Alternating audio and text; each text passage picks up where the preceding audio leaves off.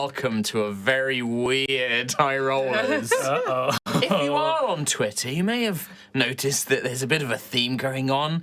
A lot of us are very tired. A lot of us are a bit weirded out. Thank you, Kim. Nobody can see that because of the focus. You worked in television and film. Questionable. That's how cameras work.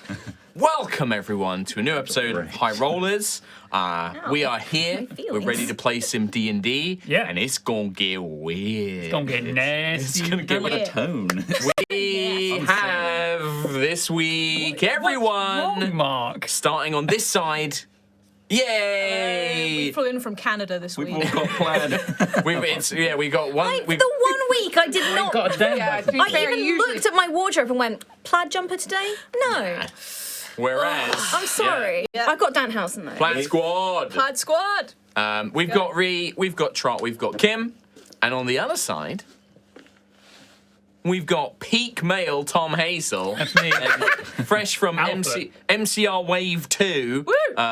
We've got Katie as well. MCR crew. My Boyzone merch. Oh, Jesus. Yeah. So again. High Rollers merch. Praise. High Rollers merch.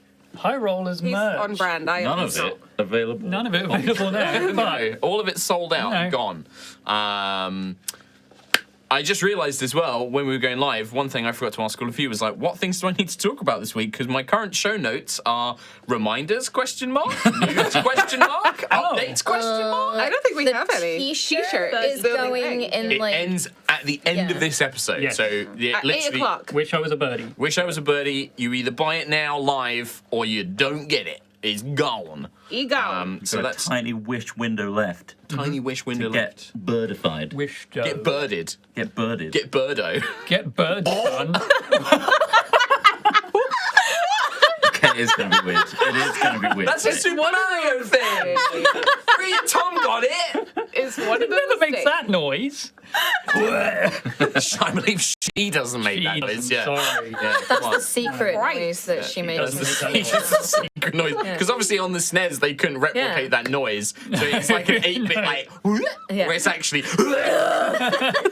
Kill me. Rhiannon's gone. yeah. So it's probably something that I'm completely forgetting about. I guess like the generic ones is we've mentioned it a couple of weeks in a row. We got TwitchCon coming up. We're going to be at TwitchCon Amsterdam. Yep. Yeah. Campaign 3 Prologue. If you want to get your first look at the brand new setting of Campaign 3, I do. the world of Althea and the Dragon Empire of Ilmera, come and check out the TwitchCon game. It is going to be streamed on Twitch, and I believe it is Saturday, 2 p.m.-ish. I'm still waiting for the exact 100% time. Fine to line up. Yeah, but Saturday, 100%. If you're buying your tickets, Saturday is the day you want.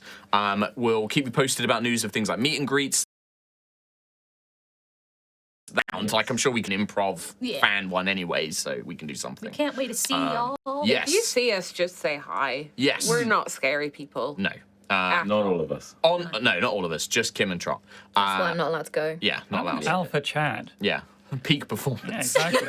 Or- People be intimidated by me. On the subject of like just seeing people, thank you very much who came up and saw me at MCM this weekend. I'm sorry I'm not there today. Obviously I had to rush back to do the episode, but it was really lovely seeing everybody on Friday and Saturday. Thank you very much. A few High Rollers fans came up, signed some books, took some pictures. So it was And lovely to see also, you. he looked amazing. Thank you very much. Yeah. Thank you. Yeah, if you're wondering why it's Burn. fresh-faced, That'd be nice. go and check on my Twitter for pictures of costume that I was doing. How long was the transformation?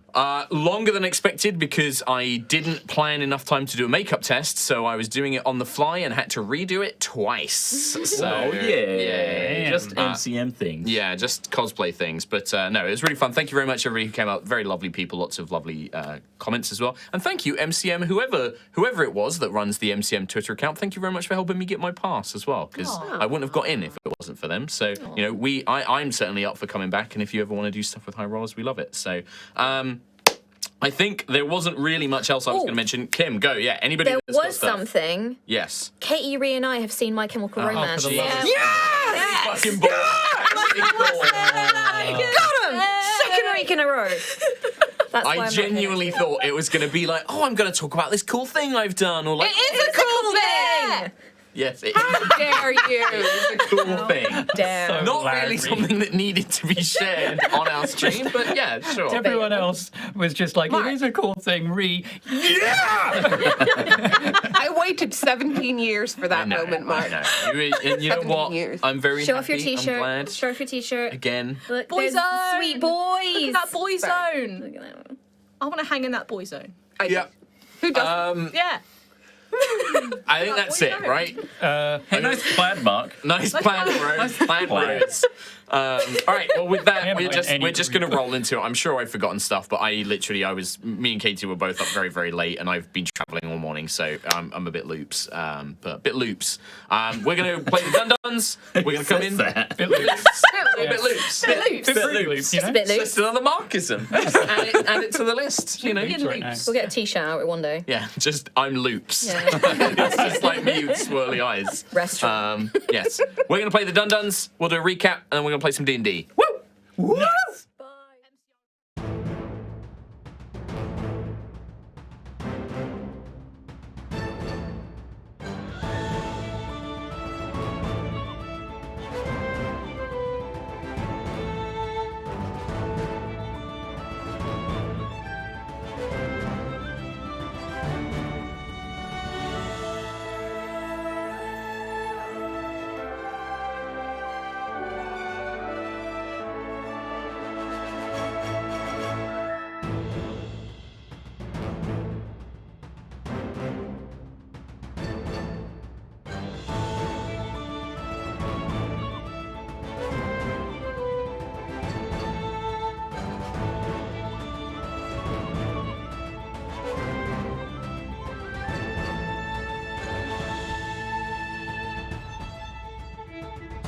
But not this week. This dice is rolling so well. Stop.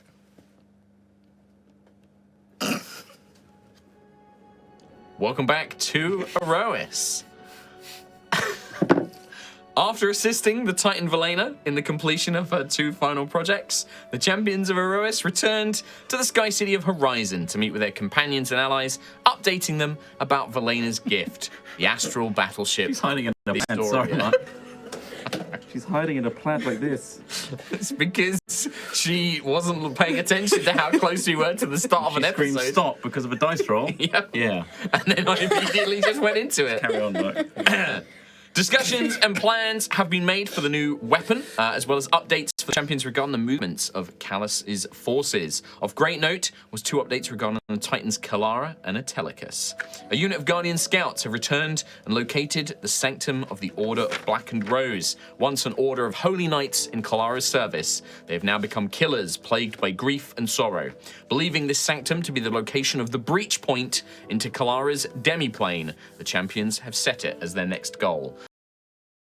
Last week, some of the party enjoyed some rather unusual dreams, as 2 of our party were visited seemingly by the essence of Siaska, who has now grown strong enough to begin manifesting her will through these dreams, whilst one of the party were instead contacted by an old acquaintance, shall we say. And I will leave that to our party to discuss with their crew as they wish. As you have completed a long rest, you wake up in the Sky City of Horizon, and I hand it over to you. I'm going to run out into the main room, the main dining room area of this place that we're in. Well, you've got your suite. You've got a kind of a sort of rich apartment, basically. Yeah, and is anyone around the time that early bird wakes up? I'm busy. I don't know. I awaken too as an early bird. Oh yeah, you do. Ah. Siaska! Siaska! Siaska? Siaska! Siaska! I had a dream. Me too! You weren't there though. No, but you weren't in mine either. I had a voice, and it was definitely Siaska. 100%. I asked saw me some her. questions. There was the hammers. There was the seagulls. Did you hear the seagulls? I did hear. Yes, I looked out upon a landscape of such, and I I did looked- hear seagulls. Yeah. What landscape? Where were you? I was totally. Wow. I sculpted that dream for Lucius. In the last 10 minutes. Yeah. No, I sculpted it long ago, but it was just conveyed to you in the last. It was in Gusthaven. It was in Gusthaven. It got a bit dark at some points. Oh. But No, but then it got really good. Oh, mine was good throughout. It was amazing. It was I think a future. It was in the Valley of Storms, and I saw there was no cradle. It was an Aerois if we win, I think. Okay. There were ships coming down, ships leaving. It was incredible. We were flourishing. Honestly, this whole dream thing is wonderful. It's great, right? Well, sometimes it's awful, actually. Door slams open. Starbane! What? Yeah. I think at that point, Ayla is probably woken by at least a noise. Arvel and Petal will probably come out, and like Sentry probably would have jostled out of power. It's your trigger word. Yeah, Sentry hears Starbane. What? Comes out Starbreaker. What have we said about shouting in the morning? Especially that name. It was in my dreams again. You dreamed about Starbane again? Yes. Oh, for God. What kind? Well, what dream? Like dream or dream? Not the dream, but the dream, where he's actually talking to me, like actually in the Oh, so room. not a dream. And Yeah. communicated. Yeah. What did he say? Yeah. He says hi. Oh, Just checking in, wondering how everyone is. What did he say, Nova? what did you tell him? All our personal passwords and pin code. We don't have pin codes. Nova. What's a password? I don't know. Well, That's like some your magic thing. skies. Oh. Well, now we can't say that anymore. He was really nice. Really nice. I don't trust it. He said he came with two warnings. Two warnings. He was nice, but he came with warnings. Nice warnings. Okay, go on. One, Atelicus. He warned me that Atelicus is different to the other Titans, and Atelicus represents Siaska's protective, stubborn nature, and therefore he's going to be the worst. Worst. We had it good with the maiden. Worst. Right. Okay. But plus side, he kind of said that if we really struggle against Artelicus, I could call upon him to help. Wait. Hold on. Okay. Let's just dial it back just a second or two. Yep. maybe four. He's aware, so much so that he's giving us advice on Atelicus.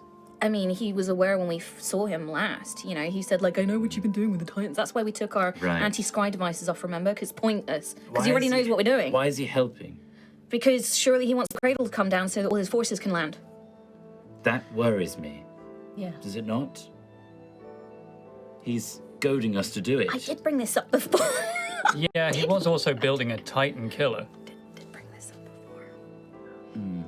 I've definitely spoken about this before. Then again, we had a dream about Siaska, We had a dream about Siaska. and it was fantastic. We saw her, and she's got the power to speak to us now. She does. I saw a statue of her. As you didn't see her, you felt her, but you didn't actually see her. I smelled her. I saw a statue Well, of thank her, and Starbane was underneath the statue. What if she was trying to talk to me and Starbane got in the way? She could Would be have. Starbane. Probably. She'll try Sounds again. like something you do. It was a very potent dream, and it was wonderful. Mostly. Quill had a really good one. I had a You great dream. Say about your dream. Oh, it was future of Aerois. I think an Aerois in the future in which we win, I think. No cradle, there's trade and travel, and everyone knows what Aerois is, and is visiting and loving it and leaving, and it's Are great. Ganassi still there? What now? Are the Ganassi still there? I didn't see any people. It was just ships up, ships down. There was also a city in the Valley of Storms where there wasn't a city before. Hang on, my book is rumbling. There was also a city in the Valley of Storms where there wasn't one before. It was more for Tom's knowledge in case Tom had forgotten more don't than me remember trying to seeing. correct anything. Yeah, so that was my dream. What was yours? I saw my dead family for a moment, Oh, and I briefly approached them, but it all kind of disappeared very quickly, and then it was Siaska, which is nice. I had a second warning Oh yeah, 2 warnings. Okay, good. about Vortensar. Yeah. He said that, Harmony and Shansara have taken over, and Shansara's kind of gone a bit rogue. Bit rogue. Not Wait. really. As in Rogue from Valkyrian Empire Rogue? Yeah, she's kind of not following his orders anymore. As in following Zarkira? Starbane's. I mean, because we know there's already one split. I don't know about Sarkira, but apparently she's just fallen in love with the fact that she's an idol. You know, Okay. So does Starbane disagrees with this? Well, they've blocked communications from all of Vortensar, which is why you couldn't get through to my brother. And I definitely kept sending. Okay, I believe you, Quill. But yeah, you're not going to be able to get through. But yeah, apparently Harmony is more invested in taking Vortensar back into space than into the astral sea than we realized. And Starbane thinks it's not going to work.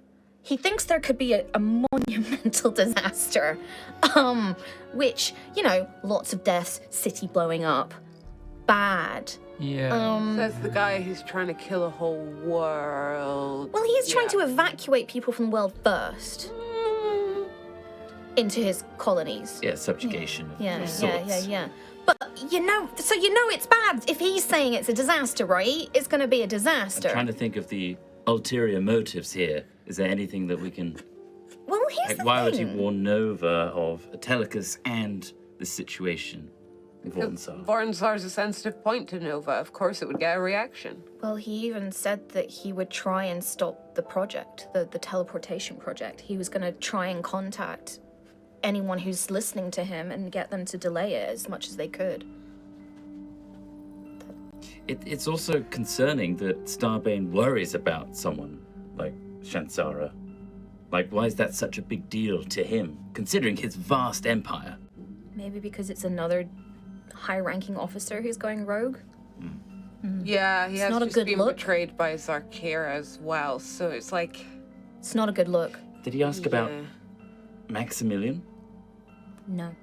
Okay, that's good. Oh, okay. I think he trusts that Valor is in good hands with us. Did he ask about Valor? No. That means he knows everything already. Yeah. Oh, yeah, he does. Certainly. I mean, he literally said, when I said, how can I call on you? And he said, oh, no. And I was like, oh, yeah, because we took off our device. But then he did say he's not spying on us. Oh, sure. So I feel better already. Okay. Yes, yeah, and nice. he's That's just nice coming of to him. you in your dreams. Right. Yeah. Yeah. There was one more thing. Oh, third warning. It wasn't so much a warning. I don't know that we should share this with people, though. Yeah. Can we protect the area I think we before already you are. mention it? Although it was in There's the dream. some protections in the main citadel, but Hush tones. Callus Our still messenger ring sentry, all this information. Okay. I'm going to say what it is, and She's then going to say what it is. I'm going to say why I don't And think we why. should share it outside of this room. And we shouldn't share it outside of the room. And please don't shout at me until I have shared it.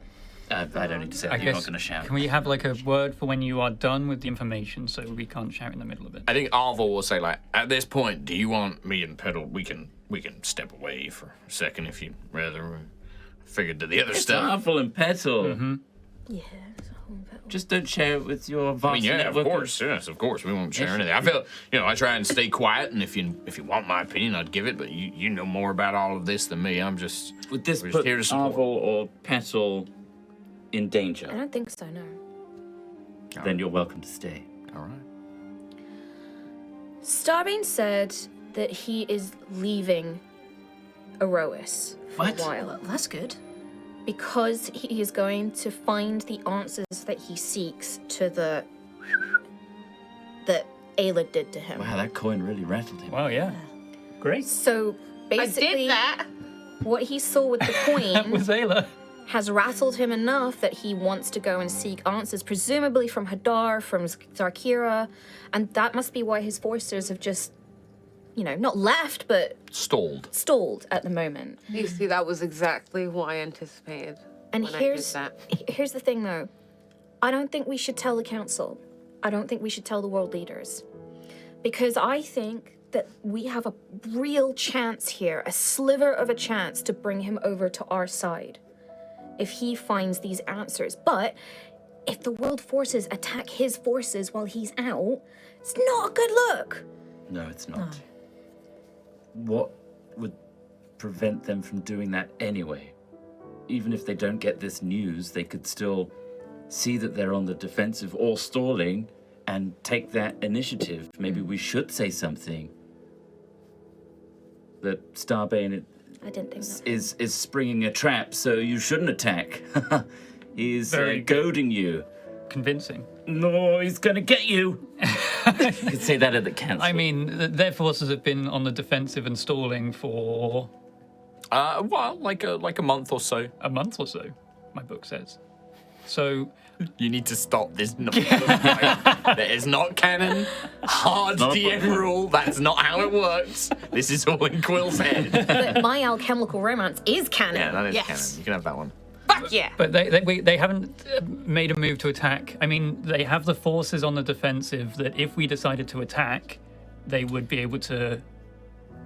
I was going to remind you guys, the last time this came up, there was a discussion. The dragons wanted to press the attack, and you guys, Danica and the Grand Strategist, convinced them not to. Oh yeah, they're going to help with the Well, big monster. this was actually before that. This was the before that. first time that you found out about Valkyrian's forces stalled. You basically said there was this discussion of like, you are still outnumbered. Like, your alliance has grown, but you guys individually are still outnumbered.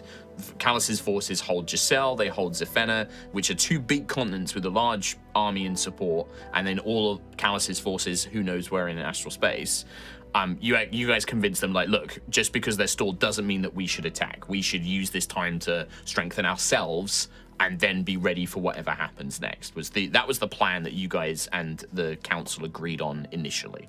That's a memory jog because it was a while ago in game, so a little memory jog. Maybe if we do what Danica suggested and try to find a way to wake the dragons, like the Viveks and all that, then the Dragonborn will hold back a bit. If we say, we're going to look into this, you know, they mentioned using a sliver of the world engine or something or somehow. Maybe if we say, hey, look, I know you want to go fight, but don't, and we can go wake up the dragons, and then we can go fight, and maybe Starbane will be back by then. I don't know. There's a lot of thoughts in my head. My head is exploding. I mean, I don't know much about. I've had some dealings with the dragons and the Dragonborn of all across Aerois. Those ships that they came in, the Viveks and many of the others, they're basically gods to them. If you were to wake them up, I mean, it would be a distraction. Their culture would be completely different. They would suddenly, it would be as if Siaska were woken again. There would be a period where they would have to adjust to that. You know, same as Aerois will have to do if, you know, when you're successful bringing Siaska back. It will cause waves amongst their people. So it would certainly distract them from anything else, I imagine. It's just my opinion. There's that, and then there's the fact that we've got these gods causing chaos, like the giant beast and everything. We've got a lot to deal with now that we could actually use a lot of help on. You know, if anyone's just chilling, how about maybe help with the catastrophes around Aerois for now? Well, you say that. They are helping. Thankfully, we are distracting the Dragonborn with the three monsters that are attacking a place Look in at you the with your jungle. nose. Yes, it is Hunter Varnier that told us. Who's the leader of the Wild Elves? Nope, not the leader of the Wild Elves. He's the leader of Wild Elves of Asagrat. Nope. Asagrat? Al-Saraf. Al-Saraf. Nope. He's not the leader of them. Nope. Yeah, he is. Nope, I'm not going to say any more. Nope. But you're wrong. He's an Arctic wild elf. He's the leader of the Wild Elves, and he let us know that there's a growing threat of three large monsters of a variety. One is like a tide hydra. I do know that. What are they called? No, they have names now. Oh, they have names? What are they called? Well, one was called Stonemore, Stormwing, and Tide Hydra. I said that one already. Tide Hydra. And they're mutating, adapting, Yes. What were those evolving. names? Stonemore. Shall I just pass you my notes? My writing is really bad. I was writing notes that whole time. Stonemore, Stormwing, and the Tide Hydra. They seem to have abilities akin to their environment. And they're adapting to the hunting techniques. Yes, they're learning. And Hunter Varnier is a representative of the Hunters Guild, which is a he's clan the of leader. wild elves who have basically they've dedicated themselves to trying to track down these great beasts. in Asagrat. In Azagran, yeah. Not in Azagran. An entire other place in another plane. You literally have written Azagran as well. It's obviously like he knew that name was a thing, and he's Began with an written A. that down. Yeah. Bless you. But yes, I'm writing stuff down, all right? I'm impressed. He's bought new Pens. pens. I've got new Look at this. pens. New They're pens colours. He's and a got new colours. notebook. Yeah, I'm impressed. I mean, that's Such a for. good boy. I mean, it's been 6 years, and he's Yeah. finally But we're writing here. notes. Yeah. But I'll take it, even if they are wrong. They are adapting, so we need to find a unique way to Hunt. attack them. But What the hasn't thing been done is- before. becoming hunters of monsters. Yeah, we need to hunt those monsters. Yep. Raise our hunter rank a little bit higher. With cats. It before we does mean unlock that them. the very battle-hungry Dragonborn are somewhat distracted Yes. with that threat right now. They've gone to go rather and help. than attacking Starbane's forces. So that's one positive. Also, Rain, the Horizon Guard, leader of the Wild Elves, will protect the teleport circles on Astoria, which is one of the big worries that we had, a safety issue of the Astoria. We asked if Rain would do it, and that was Nova's idea. I'm smart. Nova tried to contact his brother, but was blocked. Yep. He Well, kept sending messages. I and didn't kept get I through. kept sending messages. But we know why now. There's some more notes on the previous page. I've got other things, but that's it. I like the really. idea that like Ayla is trying to read like Nova's actual notebook in all of this, and it's just like what? Yeah. I Just, write like, very really- tiny as well. Yeah. It's about halfway down. Oh, and we got new information on the Knights of the Black and Rose, the Order of Yes. the Black and Rose, which is our next step, I do believe, Yes, it is. because that is a growing threat. 2 Guardians. Yep. Scouts came. One was called Stave, he was a mage, and Dowser, who was a scout. And they gave us lots of information with a really fancy map, which spread out all amongst us. It was incredible. What was that information? In northern Jakesh, in Nightbloom Hold, the location, that is the location of the origin of the Knights, potentially, which is within a huge jungle valley, which looked fantastic on this little mini map. It's wonderful. There's a few Knights and a Celestial in that hold, and it's potential that the Celestial could be their leader of some sort. And that Celestial could be teleporting these Knights around Aerois, causing problems. On top of that, a lot of necromantic corruption is growing in the area. There's a lot of undead that are enhanced, and they seem to have some sort of shared mind. Yes. But they're Like a hive very mind. cognitively simple, if that's the right way to put it. They don't seem to learn, adapt, and engage. It's just if you're near them, they will just keep Swarm. coming, so you have to keep moving. So basically, we're going to have to be fast, get in, get out, do our job. Otherwise, we'll be overwhelmed by undead forces. Perfect. That's basically Sounds it, really. great. Was the Celestial also a necromancer? I think he was Yes, the leader and- of the Wild Elves. That's why we probably shouldn't put him in the or her in the Pokeball, because they are celestial with Yes, it's a very bad unique- energy. Yes, Yeah. and we'd And have then to we'd have find to a oppose that. necromantic Yeah. good Exactly. guy, That's- which doesn't make sense. Which given You'd have to find a fiend that is infused with radiant energy. That seems and Which I've not given seen. that we want to put Gratz, the leader of Azagrad, in there, that's not Wait a second. Mm-hmm. Who was that little purple? Vim. No, Vim. The Oh, the dragon dude. little one Little that rescued from kobold. the ship. Yeah. He was very powerful. Was it Radiant? And is he a fiend? No, he's very No, chaos. he had very No, it was chaos time magic. kind of like Nova's new gravity oscillating spells. You, Nova and Quill will also recognize that his powers were very similar to what Vala was using. Yeah. Oh. Yeah, Very similar. I know there's a lot of people who want us to solve that mystery. but not radiant. Or, And we never will. No. You're That's the closest I saw of some sort of fiend with Well, powers. Kobolds aren't fiends. Yeah, he's not a fiend. But Well. he is a little tiny dragon creature, so Could I'll be let fiend Lucius to on. me. Wow. Just I will say Nova, Quill, and Sentry. If you guys want to make me Arcana checks or religion, you can choose. Arcana or religion checks. Would you like any other notes? No, Okay. we're good. We're good. Thank you. 24. 24. Just like the other Oh two. my roll. god. 15. 15.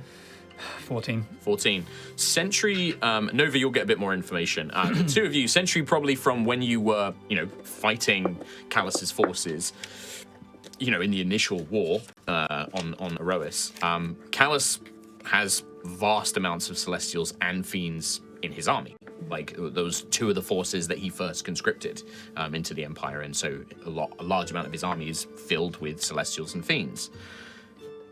That's what you sort of remember. And with that in mind, it is possible that, maybe a Fiend and a Celestial have intermingled in some way or, have influenced one another, and you could find a Fiend imbued with radiant energy. The best place to find them probably would be in Callus's forces somewhere. For Nova, with a much higher result, you kind of have the same theory, less from your experience with fighting, but remembering, the Fiends and the Celestials you saw in Elysium and Azagrat and places like this. For the years, based on, how long the Empire has existed, there must be, you are almost certain that there will be several Fiends and Celestials of both sides that have become sort of influenced by each other. And although normally a Celestial is a being of a radiant plane, would be associated with a heavenly plane, and the Fiends with hellish or abyssal planes, it is certainly possible that one could be influenced by the other and become infused by it. You don't remember seeing any in particular, but things like groups like the Wings of Ishtar, Callus himself, any of his military records and things like that would probably have knowledge of those kind of individuals if you needed to track one down. So if you did want to pursue and try and capture this Celestial that's in the hold, you could, in theory, try and fight in Nightbloom Hold. You could, in theory, try and track down a Fiend that is infused with radiant energy as well. So, and that is why that presentation, 10-minute presentation that I've just pulled out there, while still in my pajamas, is why it could be a good idea to capture the Celestial, because we could always figure it out afterwards. True. At least we've got one. I prefer that to Grant's. He'd be very difficult. Wrigley. It'd be difficult to match as well. Plus, Yeah. I'm still not past the whole ring thing. You would need an extremely powerful Celestial. Not quite deity level, but on the level of an Archfey, a Demon Prince version of a Celestial, which would be basically what I think we would call the term High Celestial, or high, a Grand Angel, basically. This would be a commander of an angelic legion. Doesn't seem as easy to find that one. Plus, if he gets out, he'll Wrigley. probably kill Wrigley. every one of us. Yeah. All of us. Yeah. Yeah. It's a big problem, yes. Doesn't like us a lot. No. Would make the Storm Chaser very powerful It if would. you were able to. But Can we That's a choice. upgrade at a future date? no. Once you give one being, because remember the ball can only hold one creature at a time. So once you've captured one and you give it to Azaria to install into one of the engines, that is locked into that engine, which means that means you are then committed to whatever force you have to find the opposite for. But if we were to let that one go, Once it's in the engine, Can't you can't be let it up. go without destroying the engine. So we could buy a new engine. you can certainly ask for Azaria to make you another one. She was very, very happy with the Astoria, worryingly so. However, she is on our side, right? Oh, yeah. It's all for a good cause. And she's made her feelings very clear about Zarkira. I think she's already on there. In fact, she's probably... Oh yeah, nobody stopped her, so she's gone She's gone. straight there. Yeah. Which is fair enough. But hopefully we've also sent a fleet of ships to try and arm the Astoria too, as best we can. But we still need to decide who's going to be the, what was it, Admiral? Is it Admiral? Captain. Captain? Commander. Commander. Yes, we need to Captain and assemble Commander. the team, Captain starting Master with and the Commander. Master and Commander. We could hold interviews. In fact, I like the title Master Commander. It's Master Commander. They've yeah. very much left it up to us to assemble this. We just don't team. have enough, on our plates to deal with. I mean, they could pick. They just Danica. The point Danica made was that everybody, all of the other major NPCs you've assembled have political or reasons that they would sell. If you ask the dragons will be like, we should be in charge of it. You talk to the Grand Strategist, the Grand Strategist is going to say, I should be in charge of it. You know, Danica can't leave because she has to be there for Horizon. So she's like, well, the ship was given to you as the champions of Aerois. You should pick who's in command of it. And there were some ideas floated around. Do we want to do that thing where, this is Kim talking, do we want to do that thing of like century commuting to find some likely souls in the Matrix? But we'd need to find some bods though, wouldn't we? Yeah. We have the bods. Do we not? No. They were all fixed up. Century Ascent. Conveyor belt them. Beep, beep, beep. Yeah. Retail checkout. Oh, where's the label on it? I think Properly got. as you're having this, like Arvel's been sort of like listening and thinking Petal as well, and Petal will sort of say, I do want to go back because I worry that it might have got glossed over. You said that Callus offered you his help for dealing with the Telecus, and Lucius made the point of like, why would he do that? Like, what's the purpose? Is that something we should be concerned with or thinking about more? I only know him as the villain. You know, in history, I was taught by my mother, and we learnt the history of Aerois. But being here, listening to the things you've all talked about, I don't know if there's more to it than that. If there seems to be more to his story than what I seem to understand. And I know that from speaking with Arvel, he cares greatly about his daughter Vala, who's connected to all this. But why now? Why wouldn't he offer help with the other Titans? You said that Atelicus is different somehow, but we always knew that Atelicus was born of Siaska's protectiveness, but why is he different? What is different about him? Why would Callus offer his aid for this one Titan? Callus commissioned the Titan Killer to be built with the primary purpose of facing Atelicus. If Callus was going that far, and we don't have the Titan Killer at the moment, unless we go for it, he must know that Atelicus is very dangerous. Atelicus is anger and protection, and anger is a very dangerous quality to confront. Do you think that there might be more to it, like Lucius said? Do you think that this is a ploy? Do you think that this is... I don't think it's a ploy, because the enemy of my enemy is my friend, and he needs the Titans gone, because once the Titans go, the cradle falls, and he and his entire Starfleet can access Aerois incredibly easily, rather than coming through gates and setting up bases. He can bring the full force of his fleet down.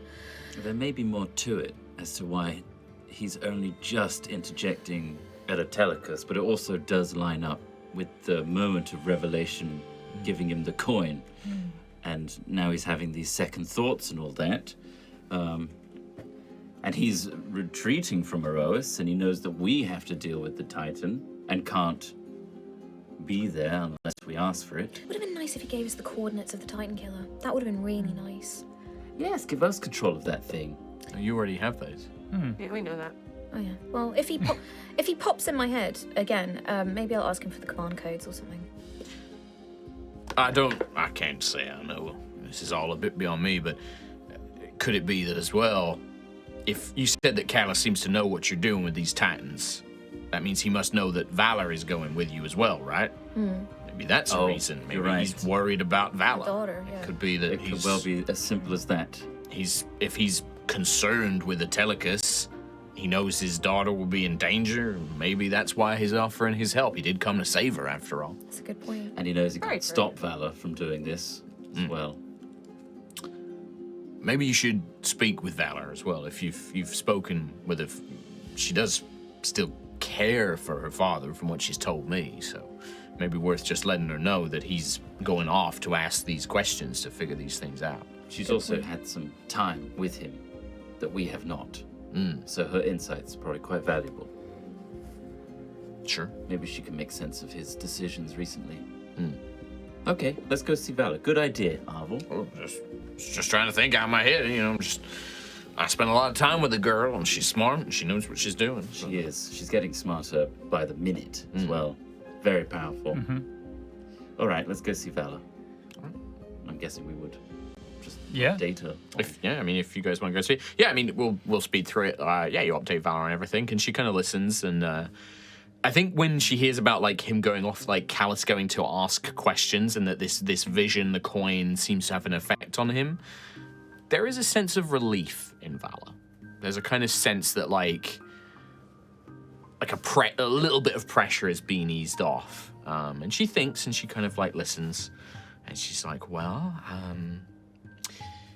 he's very strategically minded, and if he thinks Atelicus is a threat, and we know that he prepared this Vanguard project, then it is likely that Atelicus will be the most physical danger that we've encountered. Zephyr was a fine warrior, but we dealt with her.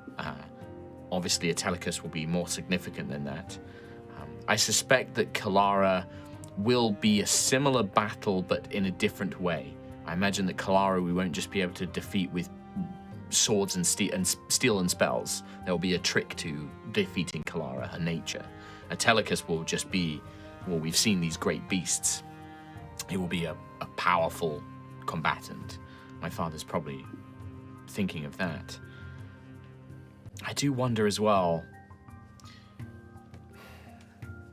he knows that defeating the Titans is key to bringing down the Cradle, but it won't have escaped him that in doing so will return Mother to life as well. I do wonder if there is a touch of fear, perhaps? A worry that Atelicus can't be stopped, that Siaska won't be reborn, or perhaps that Atelicus may interfere with those plans. I know that he misses her. There may be a more human touch to this, rather than purely strategic. I can't say for sure. Even what Arvel said, if maybe to protect me. Yes, he is a conqueror, he is a tyrant, but he is a man who loved once, and still does in a way. So, an element to think about. It also brings me on to something I've been considering. Our plan is to go after Kalara's domain, yes? I read the report from the Guardian Scouts.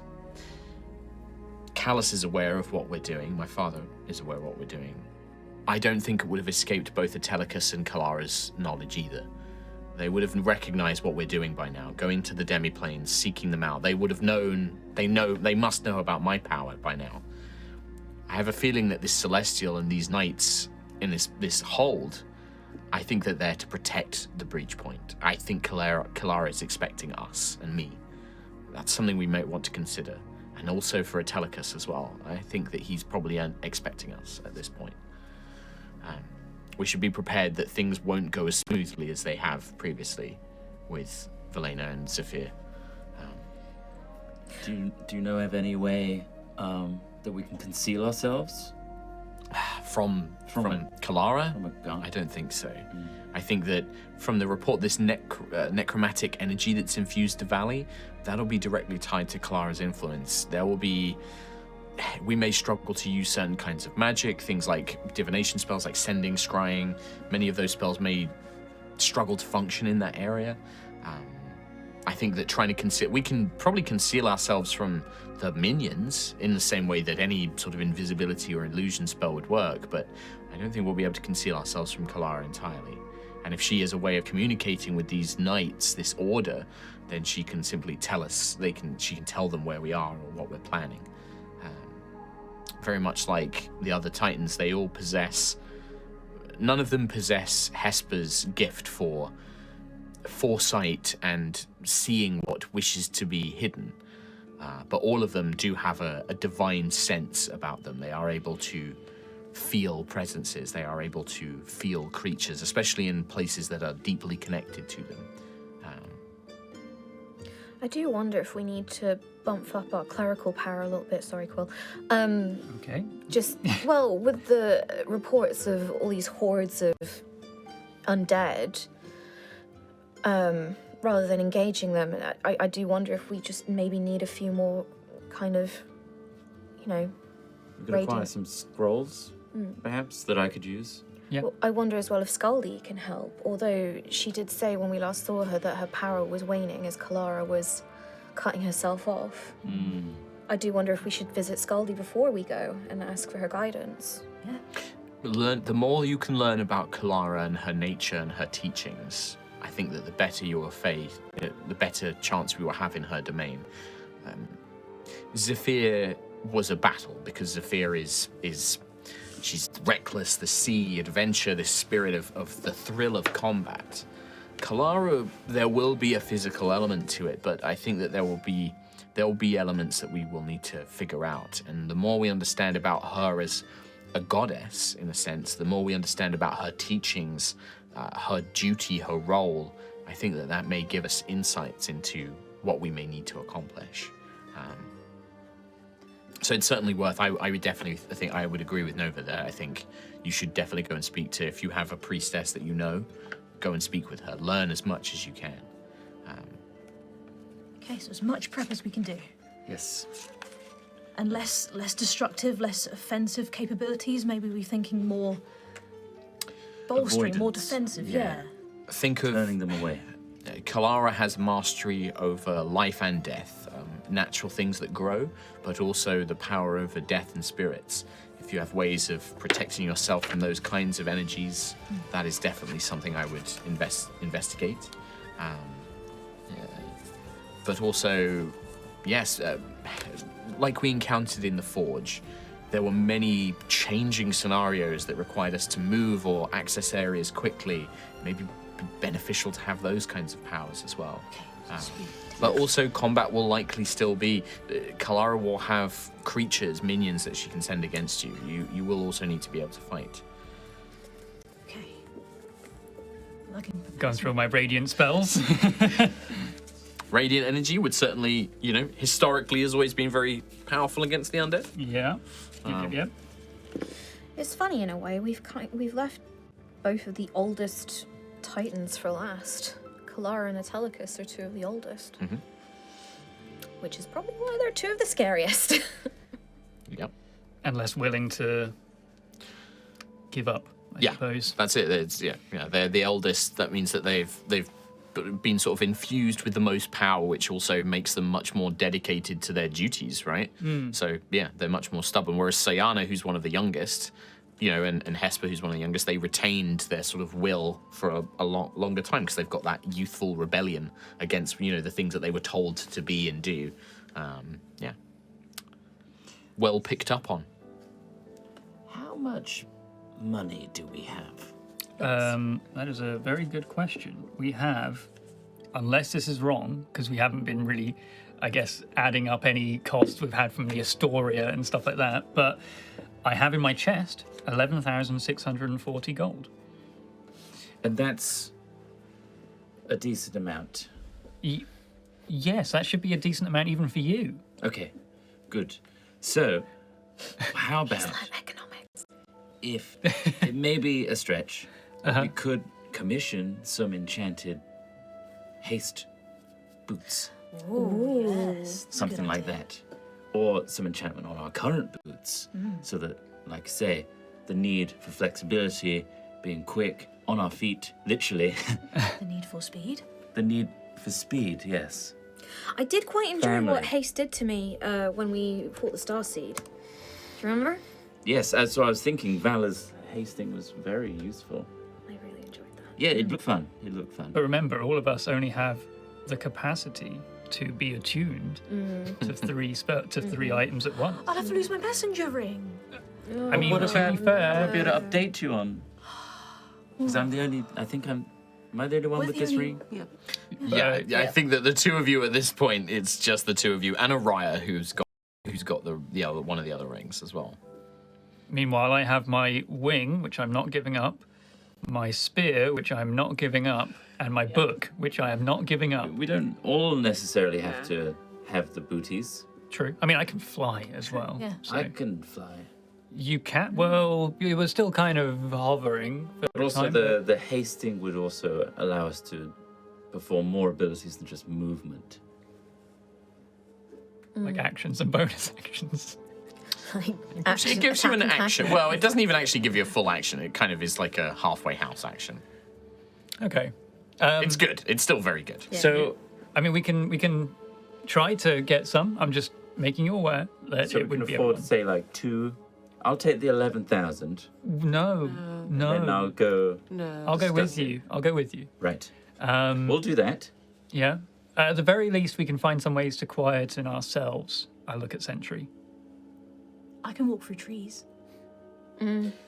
Still sounds very quite loud. Quite loud, though. Yeah. But do you have to hack away at the tree and then... No, I can just go through them. If I can see a tree, I can walk through it to another tree. We're going to a jungle. Oh, wait, and you need to know the tree already, right? But if I'm looking at it, then the jungle. Yeah, you could use it. You could use a short range version, but you wouldn't be able to go significant distance without unless Is it's a it tree through you know. trees? Beep, beep, beep, beep, beep. I'd like to see that. I'd like to do it. I haven't done it yet. What about also some protection from necromancy in some form? Let me see, how many potions have I got? I was about to say. Like resistance of some form. Quaffing potions as we go would be nice, or scrolls, or... I have 2 necrotic resistance potions. Brilliant. What? How do you have to... Sentry I stocked bought, up. like, there was a you period did where, stock like, up. everybody did a bunch of shopping, and Rhiannon sent me a message which was like, I want to buy a bunch of protective utility potions. Here's what I want. I was like, There you yeah, go. buy Now it. they can come and use... 6 years later. Yep. I also have 1 greater healing potion, potion of poison. I have 2 psychic resistance potions, and I have I used up all the fire resistance on the volcano, I think. Yeah, you But did. I have about 5 potions left. Okay. But I might need more. I'm running Also, out. is it potion of poison that you have? I have a potion of poison. Okay. That doesn't sound very Not protection-y. protective. Yeah, that's the other No. way. Don't drink that one. No. But it smells nice. Please No, don't drink that one. They often do. Okay. It smells like walnuts. Is it walnuts? Almonds. Almonds. What about? I'm just reminded of when we were in Rose Hall, and Wow. That's a What? long time Wow. ago.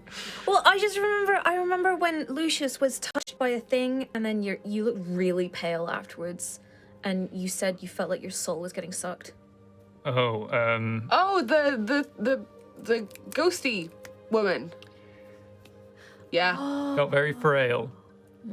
Felt One who fought- very. You had it as What's well. the word? Oh, in that Exhausted? weird house? No. Weakened? When it lowers your max health. Oh, yeah. I mean, yeah, drained. Like your Drained, that's the vitality one. was drained. Yeah. Like our max health Why wasn't would you as want high as it that? was. Well, because that's a very undead thing to do, and if Kalara is the Titan of death and undeath and you know. Oh, you want resistance to that? You don't want Yes. to No, I claim that don't want ability. that. I want that to not happen. I want her to be. I don't know if she has an ability, but I would feel like if I was the goddess of undeath, I would have that as an ability to be like Drain you. my life essence. Exactly. yes. So, you know, imagine her face if she's like suck, and you're like no, I don't want to be sucked. Not today, thank no, you. not Kalara. today. I mean, resistance to necrotic, I think, will fix that. Hopefully, maybe. I don't. Possibly. Do we have to go to the Astoria? Are there any other magical shops that we know that aren't? There's Sorry. there's loads of magical, like, you can definitely find places that sell magical items, but they will be much less powerful. You basically, anything significantly rare or potent, you have to have custom made. You know, most people aren't going to sit there making potions of necrotic resistance. You probably need to go and find somebody who specializes in that or can make it as a custom thing for you. Azaria is just that. She is specialized in enchantment magic. Her specialty is making items and making things, magical items. But you could definitely try and scour, you know, in the places you know. You could go to Gusthaven, you could try Gold Throne, you could try some of the bigger cities that you've been to. There's places in Horizon that sell minor magic items, but nothing that's going to be particularly custom or powerful. Anything that's kind of rare, magic item quality or higher is harder to get hold of. You have to kind of hope that you stumble upon somebody that has a unique thing. Okay. Well, Otherwise in it's the interest like- of time, Yeah. I guess we'll go to Azaria first. We can also see what she's doing. Yeah, Like make what sure she's all poking right. around in. Yeah. You know? I mean, sure. I can use the book. It's been another day, right? It has, yeah. So I can use the book to. Yeah, because did you leave the Storm Chaser stationed at the Astoria, or is that how you did? So my finder's guide will go back to. The Storm Chaser, Storm and then Chaser, you can travel from there. Just use the teleportation circle and go. You could do as well. We could do Because that. then it could just save you a charge on your book. Yeah. Let's do that. We're literally surrounded by That damn teleportation smile again. circles. Damn smile. There is a slight Okay. there is a slight cost if you want to use unless you're going to use your helm, you could use a charge off your helm to do I it. could do that as well. My little helmet. If you use the if you use the horizon teleportation circles, it will cost about 200 gold for you guys to teleport Oh, it's somewhere. very cheap. Yeah. I mean, it's cheap for you guys. It's like that's for rich people, basically. Look at us. First class We need to put instantaneous our stuff transportation. into Teleport, stocks. please. A teleport, Bonds. please. But yeah, Walking? No. but Nova's helm of teleportation can literally take you there, that. and it's guaranteed to hit because you know the teleportation Okay. sequence. So We'll use your Do helmet. that then. okay. Okay. Charge. We never know when we're going to need your charge. No, They're you're a right. bit more powerful. It would take Before us you back. go, Valor would just say, well, just either contact me, come and pick me up on the Storm Chaser, or let me know when you are traveling, and I can bring myself and Max to the Storm Chaser when you are ready When to. do you want us? No later than.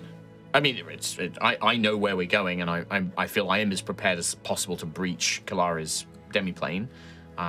It's just when you feel ready. Well, I do know that I- you also wanted to speak to this Scaldy, this priestess. Scaldy, yes, that is important. It can help us a lot. So we'll do those two things: shopping and knowledge gathering, and then we'll be right back. Of course. Yes. Oh, wait, before we leave, Lucius has a question for you. Oh yeah. Of course. Do I? Mm-hmm. It's fine. It's right, Vala. You got a lot on your mind. Let's go. I mean, I'm fine with it. I'm fine with it. I just want you to be aware, I'm fine with it. Don't argue again, please. Please. I don't know what's going on, but I mean, and until I don't really have anything more I can do. I mean, at this point, it's just once we've dealt with Kalara, I can focus on Atelicus. But I don't know if Atelicus is gonna prove very tricky. I think we need to deal with these beasts. Oh, well, She's got a lot to deal with. that she just said the exact opposite. I did say the exact opposite. Lucius, just tell me whatever it is. Just tell me. It's just a little thing, really. I am not a high elf at the moment. And you would like to know if I can use some of my powers to help you with that. Yeah, well, it was brought up very smartly that you are able to manipulate life as we know it No, and I'm change all of reality Time. yes. and create a new me. Don't sell my powers. I'm still learning to control it. I have thought about it. I think that it is something I think I could do. There may be complications with it, Oh, but I think I could fix any problems. But It's not a. I just want to make it very clear. It's not a problem. it's not a problem. I think it would take some. It's a. You know. We would need to do it on a day. Cause when- offended. I'm not I'm totally fine with this. No, it's more that whenever I choose to do it, I think it may. I don't think I'd be able to use my powers for the rest of the day. Channeling time magic is far more exhausting than I thought, and it's very draining. So it would sort of. I wouldn't be able to do anything for the rest of that day, and yeah, I don't have the finest control over it. What I did in Forge was a panic-induced moment of desperation. Yes, I think I can help, but it might take me a little bit to get there. Okay. If you don't want to do it, it's fine. No, I want to help, Lucius. It's I want too much to help. trouble, honestly. What We should sort of- probably just go shopping. What sort of complications do you foresee? Well, it's just I don't have the finest control over the amount. I might make him. I think I could turn him back into being Lucius, but I might make him too young, or I might make him too old, and it will just take me time to settle in. It might take me a few attempts to get him perfect. Okay, just Back to what it was. make sure he's elf first and then go backwards in time. Because if you do it while he's an Aarakocra, Well, yes, because he's what? the two, way that three? the way that the magic would work would be to. It wouldn't be his lifespan as an Aarakocra because that's only been for a few days, right? It Oh, I see. yes. I think maybe time. Yes, it's complicated and confusing, and Tiny like I brain. said, it might just take me a little bit of time to get there. And every time I use the power, it does sort of render me unavailable for the day. Sounds like far too much. So let's just go get. Yes, If you were to turn him back into an elf, yes. but he was a baby, would he still have all of Lucius's knowledge and memories, but in a tiny baby? I don't know. I don't know what would happen. Fucking baby. I don't know what would happen. I'm very Just curious. your regular life. I've never done it before. I don't know if it would just be because I'm assuming you'd want him to have all the memories of the things that have happened since he became an Aarakocra. So that means I have to alter his body but not his mind, and I think that would be the case, that he would have I would have to but then if I think we should do this. A tiny baby. We should do this. But Let's he do can this. still talk like Lucius can. Yeah, and if I use spatial magic, I If you could. put the idea in her head, she might accidentally do it. We'll have to pick you if up and I- carry you everywhere. If it, Oh, that sounds like a pain in the ass. Let's Well, not. you little carrier kind of for do that you. already, though. Carrier. What if we did this cycle at Formula Valor? I don't want to be a baby. well, it's more that if his body became small, if I did make him accidentally too young, his brain would be too big to maintain those memories. So, but I could use spatial magic to create an extra planar space where his brain is to help it Deposit stay. it It's there. larger, and then. But I think that could You don't work. need to focus Baby on with a the giant baby. head. Well, no, Just just the if brain in. it does happen, I want to make sure Well, that I'm very much. prepared. But then what about solid Focusing on that. foods? Would he only be able to eat liquid food? Well, he would have. I don't want to be a baby. I'm just saying. I don't want it. No. I'm just trying to make preparations. He probably wouldn't get hurt as much if we had him in a little carrier. Or he'd get hurt much easier. A little papoose. 1 HP baby. A little papoose. A little papoose on Ayla! Cast spells. Hold his little arms Of an up. elven baby. Like one of everything. Please, can someone draw baby Lucius and a little papoose on Ayla? Just carrying it around. Looking really fucking done with it, though. Yeah. Yeah. She'd get bored of it real quick. Well, I don't know what's gonna happen. Valor, stop thinking about it. And then if he's Could too manifest, old, if he's you know? too old, then we'd have to get him a cane and stuff so that he could walk Elves around. age very gracefully. I think. What was teenager Lucius Yeah, but if like? you're really old. It's not that long ago, only like 50 years Petal or had so. a really rebellious. Oh, I don't want teenage Lucius. She Oh, was. She was very rebellious. I had to keep getting out of trouble all the time. Oh, look at that! Titans are destroying Aerois. Let's go! Okay. We'll get back to you, Valor, on that. Are you Won't not we? ready today? I mean, I could try to, but it means that if we wanted, yes, I would need a full day to recover, but I could try. But I mean, we're going shopping. We are. anyway. We're going to the Astoria, so you could always rest Are we- at the Are we Astoria. teleporting to the jungle? No. Or are we no. traveling? We- we gathering don't. There's info. no point there. It would be risky to do it. None of us have been there Perhaps before. we the do it on the Scouts. traversal too. Sto- there's nothing to else the to jungle. do. Yeah, Sure.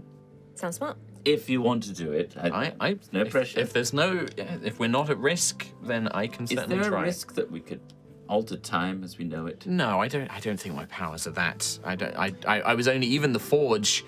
That was the most power I've ever channeled, and I was only able to affect that one small space.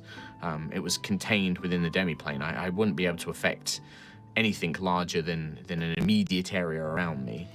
I remember a Valor that wasn't aware that she could make purple stuff explode out of her in the forest. Yes, of course. I And didn't then know all then. of a sudden you're more powerful every day, and you're an adult now. And you could turn Lucius into a baby like And you're- crazy. Well, on equal standing to, being a sibling of all the other gods. Yes. I don't think it's well out of your reach to do such things. No, it's not. It's not that. It's not self-doubt, Lucius. It's more. Even gods can't do. There are some things that even gods can't do, and I'm only a demigod, and I know the limits of my power. And I think even if you were to speak to Mother, I think that she would tell you that people like to think that gods have all this power, that they can change the time of all time, that they can fix every problem, but they can't. Their powers, they are great, and they can do incredible things, but even a god's power is limited. In some ways, it's why they created mortals. It's why we exist. It's why the world isn't just gods, because mortals for millions of years or thousands of years, hundreds, tens of thousands, millions of individuals can accomplish so much more than a single god can. You know what? That's somewhat reassuring, Valor.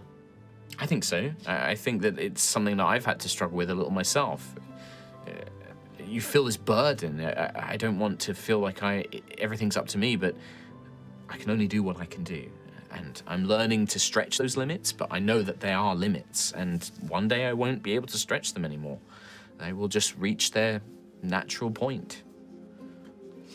Also, it means that the other entity, there's a limit to him too. Indeed. I think We so. just gotta find that limit. No, not actively seek it, but know what the limit is. Sure. I think that that's why Hadar corrupted Zarkira. I think that's why Hadar has these creatures that it sends out. He needs them. I think so. I think that it is. I think whatever Hadar is, whatever it's become, is very powerful. More powerful than anything we faced. But I think that there are still always going to be limits. Well, he was imprisoned once. Exactly. I've got the binding sphere. Think about how fast the storm chaser would be with that. I'm not. Mark's just like, yeah, just gonna leave that one. It's like using a regular ball in Pokemon. Get to Mewtwo. on Mewtwo. It doesn't work. You're like, oh. Bounces off. Yeah. What if? Yeah. What if? All right. So, what's the plan? You want to go talk to Scaldi? Do you want to go to Astoria? What's the Pokeball yeah. Hadar? Both. Or which one do you want to do first? I Astoria. can't do both scenarios at once. Scaldi is in her Gusthaven. And she In Horizon, was. yeah, She yeah. was. Do we all want to go shopping, or do you want to go talk to Scaldi while we go shopping? So I want Val to turn him into a baby. I want Val. Baby. stop mentioning baby around Vala. She will be thinking of it the whole time. Even Can't better. Spells. I need I'm really entertainment. trying not to. I'm really trying not to think I about just it. want to be Lucius but as I was. Really little. That's what I'm aiming for. That's what I'm aiming for. Don't listen to them. His little ears. They're a bad He'd be influence. so stupid. And they're just I can't. They're talking and I'm hearing them. I can't help it. Let's go. Shopping. Hi, Vala. Fine. So yeah, like out of character, I need to know what the fuck you guys are doing. Scaldi. Scaldi, yeah. You want to go talk to Scaldi first? Okay. Yeah, you find Scaldi. You actually have to. You ask around, and you get directed to her. There is a small graveyard shrine to Kalara here on Horizon. Graveyards don't really exist in Sky Cities. There's not ground to bury the dead. The dead through. are interred. They are generally cremated, and then they are interned and kept in sort of like storage containers and things like that, kind of like urns. It's a bit just easier to kind of for space-wise. And you find a very pale, very tired-looking Scaldi attending this shrine, deep in prayer, all dressed in black. Gone are a sort of more Mirskir, kind of black and grey, sort of more Celtic Viking-style clothes, and now just a sort of plain black chiffon, like a kind of like Kemi's kind of like long dress, basically. Looks very different. Her white hair sort of like tied up. Looks much more priestess-like. And as you kind of get in, she's muttering in Dwarven. I don't know if anybody speaks Dwarven. Oh, I do. Damn it. I'm pretty sure I do. I do. Well, I think you do, because I do. Do you still have the translator I do, hearing? Yeah. So those of you who speak Dwarven, it is a quite a somber prayer for the souls of the departed. Intoned in Dwarven, very sort of melodic. This kind of rumbling, deep, but still sing-songy voice. But the words are quite sad, and it's the tale of the lost being, guided on their path by the light of Kalara's lantern, to leave behind the lights that they knew once before, to travel the darkness and to make their way into Kalara's embrace. Basically, it's kind of like the general tone of it. She doesn't seem to react when you come in. She doesn't seem to either hear you or doesn't seem to kind of disrupt her prayer. Do you guys wait for her to finish, or are you yeah. So you wait. It's only a few minutes, and then she kind of finishes. And when she finishes the prayer, she gets up, and there is a sort of set into the sort of shrine is a stone lantern with a bunch of candles on the inside. And she just lights all of the candles, and the light then spreads out And you can see that underneath all of these kind of like carved alcoves where these urns of the dead are stored, as the light hits them, there are these little small gemstones that seem to almost catch the light and illuminate, and the whole chamber becomes filled as they do so. And she turns and she looks drained, very similar to how Lucius looked when you fought those specters a long time ago. This kind of like quite sunken cheeks, black. It doesn't look like she's been sleeping. And she's just like, champions of Aerois, hello. I'm sorry, I am not quite myself. I've not been able to sleep in a while. Have you found much for my lady, the Lady of Lights? Do you know much of what is happening? I know last we spoke, you were looking into the Order and the jungles and trying to locate their sanctum. Yeah, we found out a little more information. Good. We've sent out scouts. They've been able to track down her domain in Jakesh. So that's our next move, hopefully to travel down there and try and track her down. And what will happen when you find her? What then? We will have to confront her. Confront her? In what way? What do you mean? To fight? To convince? To bring her back to her place? To undo whatever madness or spell has taken her? The Titans are dying. And that is why they have acted out in different ways. In grief, in anger, in acceptance. The ones that we've met with so far, some we have fought, and some have actually gone quite peacefully. I would hope a confrontation with Kalara would be peaceful, but we are preparing for a fight. Given the fact that she no longer grants power to her faithful, the stories I've heard of these grief nights, I think that you will. I think you should be prepared to fight. I think that grief and sorrow have taken my lady beyond the realm of words and understanding now. I think that all things must come to an end, and it seems that this must be Kalara's. And that's why we're here. We wanted to learn from your expertise and your knowledge of Kalara, because frankly we are scared is perhaps a strong word, but we want to be as prepared as we can be. We know this will be difficult. There are much more powerful priests and priestesses of Kalara than me. I was only a small shrine maiden in Mirskir when you found me. I tended to the local dead of a small town. There are much more powerful individuals that you should go to. I'm sure That doesn't matter. Not the power, it's your devotion. And also, we trust you. Who is this other Arakokra? Oh, hello, I'm Lucius. Lucius, that's Lucius. I'm a peacock. Oh. It's a long story. Yes. I'm I was sorry, did questioning. No, I just did not know who you were. I thought that I'd you were billow perhaps my a friend huge of. tail. I'd do that now and again, sorry. I do see some of the similarities now, I suppose. Yes. It's the eyes, isn't it? It is, yes, and the colours. Well, I will gladly tell you what I know. My mind is a little disjointed of late. I find it hard to remember and focus. And I find things very, very sad. But I will do what I can. She just emanates sorrow. Just like being around Scaldi, you almost feel like this oppressive force trying to like clutch hold of your own hearts, like trying to drag you down. The fact that she's like still able to pray and speak with you is quite impressive in a way, because like, yeah, just this overwhelming malaise and depression has like really taken hold, and you can feel it in the air, like a supernatural presence. whilst Kalara's connection to granting her cleric's spells seems to have failed, there is still absolutely some sort of connection here.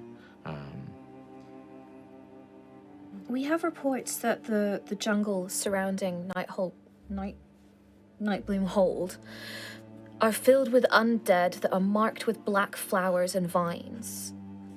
Undead are the antithesis of Kalara. I can't believe that my lady would create such things. It was one of the sacred duties of her faithful was to destroy undeath, to seek out creatures that delay the inevitability to, or those who would enslave the spirits of others. This is heartbreaking to hear. Does anything about black vines and flowers, does that mean anything? Kalara, before Siaska's death, Kalara was the life maiden. She would nurture the growing world of Aerois. It is thanks to her that we have plants and herbs and fields of wheat and earth and trees. She loved flowers and life. And even when she took on her mantle from Siaska to guide the dead, she maintained a piece of that. Many of her mortuaries down on the lowlands, not here in the Sky Cities where earth is harder to come by, but in the lowlands, almost all temples of Kalara have a garden along with their graveyards and their mortuaries. In fact, the soil, we believe it to be divinely nurtured by Kalara. Many of the best plants and herbs and flowers grow in our graveyards connected to the temples. She's always depicted as having a mantle of flowers around her shoulders, but when she took on the mantle of the Guardian of the Dead, they became black. They turned black and dark in color, but still beautiful and vibrant. There is a strong connection between the earth and nature, things that grow and things that die. When we die, when we are buried, our bodies return to the earth in a way, and it fuels growth. That is one of the teachings. From death, there is life. I just wonder if there's a significance of why the undead are wearing flowers, if it powers them, if it's... The Northern Jakesh, you said, yes? There is... the Ebon Nightbloom Hold is in a place called the valley that it is located in. It is called the Gravebloom Valley. It is something of a site of pilgrimage for clerics and priests of Kalara. You would travel there to take a sample, a cutting of a plant called a tomb lily. And we would plant tomb lilies in our graveyards because they're said to ward off undead. They're supposed to protect corpses from becoming undead creatures.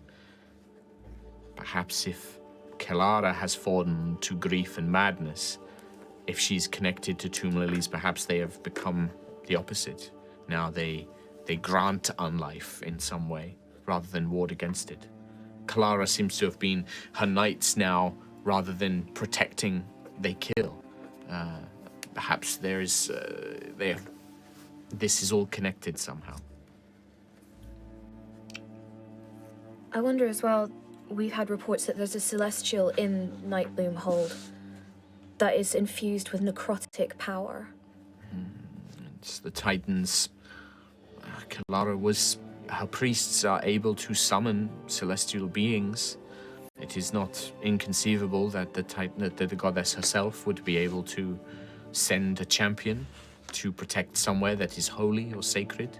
Champion. Yes. I know that... I do not know the exact nature, but I've heard stories that you traveled to a temple of Hesper, that you encountered many individuals and creatures there that were somehow connected, perhaps. I don't know the exact nature, but many of the gods of Aerois were able to call forth beings and champions, or create them, in a sense. A celestial is something that is bound with a hint of divine power in some form or way. It does not necessarily need to be a celestial from beyond Aerois. It could be a creation of Kalara's own making. It isn't unreasonable to imagine a champion answering some divine call from an angry god. A sad god. A sad god. I suppose I got lucky with Hesper, but it could be a cleric. It could be one infused with that. I mean, we can see it here with Scaldi. Maybe that's what we're looking for. Maybe Kalara. Maybe it won't be an encounter after all. Maybe she's trapped by this champion that's unleashing all of this sadness. So maybe we need to find a way to fight that. I don't know how. But if it's a champion, they're going to be very powerful. We're champions too. We're champions too. I had a dream about it. I mean, you? It was in my dream. Unless I was dreaming of, ambition. Scaldi, Yes. just returning. If it's not too personal a question, how do you feel right now? My heart is heavy. I struggle to sleep. When I do, my dreams are dark and of frightful things. But I am mostly sad. My goddess will not answer my prayers. I can no longer help those who need it. I feel lost, unwanted, and that hurts. It is hard to bear. For all my life, I have studied the Lady of Lights. I've studied her path to help guide the souls of the dead to the afterlife, and now she has cast us aside. I just feel lost, like a sheep without its shepherd. Alone, scared, frightened. I just wonder, Quill, do you have any spells that can restore or calm emotions or anything like that? I wonder if... I don't know if calm emotions will help with this, because she'll be calm, but... I don't know what powers you have access to, but I have seen doctors, I have seen priests of other gods, Siaskan priests and priests of Sayana, priests of Palador. They have said that there is nothing physically wrong with me. There is no illness. Many suspect that it is this connection to Kalara that priests have that is not so easily broken. Well, we can offer some reassurance, perhaps, at the very least. Our journey to return, not defeat, gods of Aerois, back to Siaska, as they are just a part of her. We're returning her.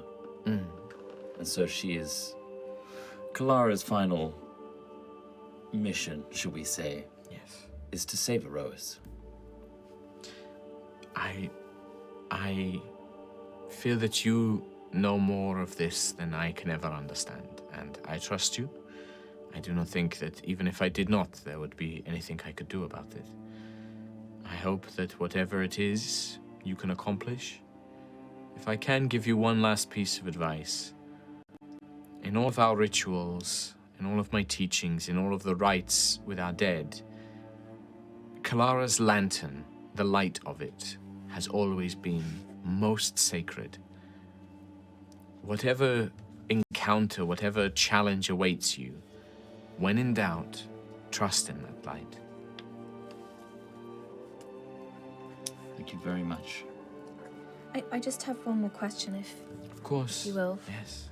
I have nowhere else to go, Nobavija. In my texts, which admittedly I've come to realize are somewhat outdated and incorrect, Kalara was always associated with the word trickery.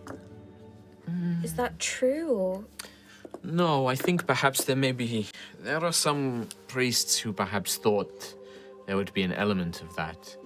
I think that perhaps there's a misunderstanding.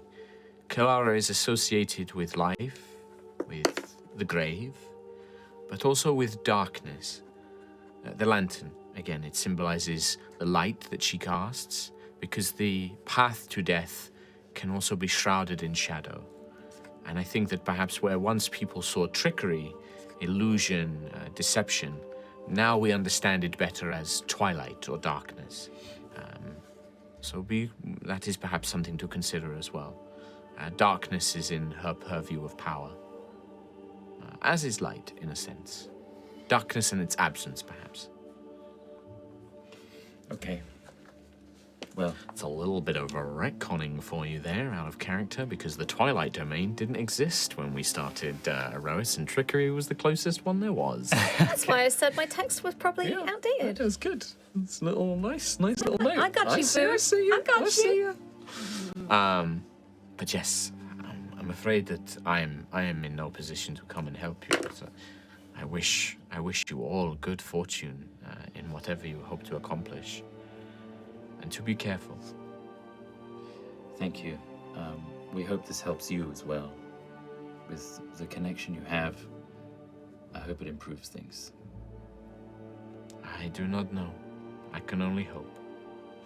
But she just bows her head and very wearily will leave unless there's anything else you wanted to ask her or say. But Nope.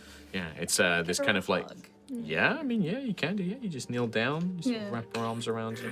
Give her a big hug. Yeah, she just very weakly returns it. And I think that there is very clearly she is forcing herself not to cry. There's this she's almost trying to seem stronger for everybody. And she's holding it in. And there's that kind of hiccuping kind of holding it back. As you just sort of grip her and she just sort of I will be all right. I hope, It's very sort of softly. I hope you find peace and rest soon. She says, bring peace to my lady and I will find it. We will. I'll give her that little flower from my vines. Yeah. She takes the flower. One of the petals immediately falls off, almost as soon as she touched it. And as she walks away, the other petals just... as if her presence, her touch, is sapping the strength out of it. And I'd say essentially, you touch her and hug her, you come away and there's a tingle of you could feel some of your energy almost being siphoned away. Well, yeah. Okay. Right. Yeah. Well, that is break time.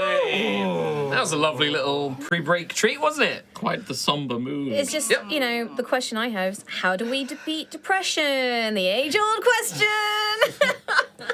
Well, it's also, it's a magically induced connection thing, but it's also it's not just necessarily depression. It's that it's grief. It's that kind of mourning, right? Of not just the dead, but of things. When you mourn something that you no longer have, that feeling of being lost without a guide.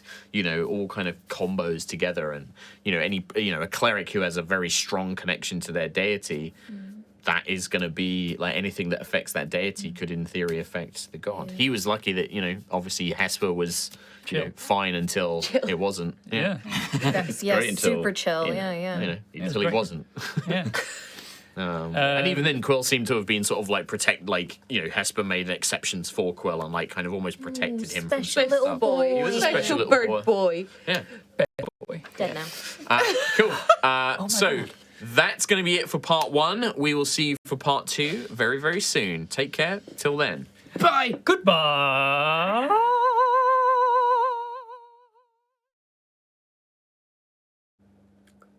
Hello, welcome to part 2 of High Rollers.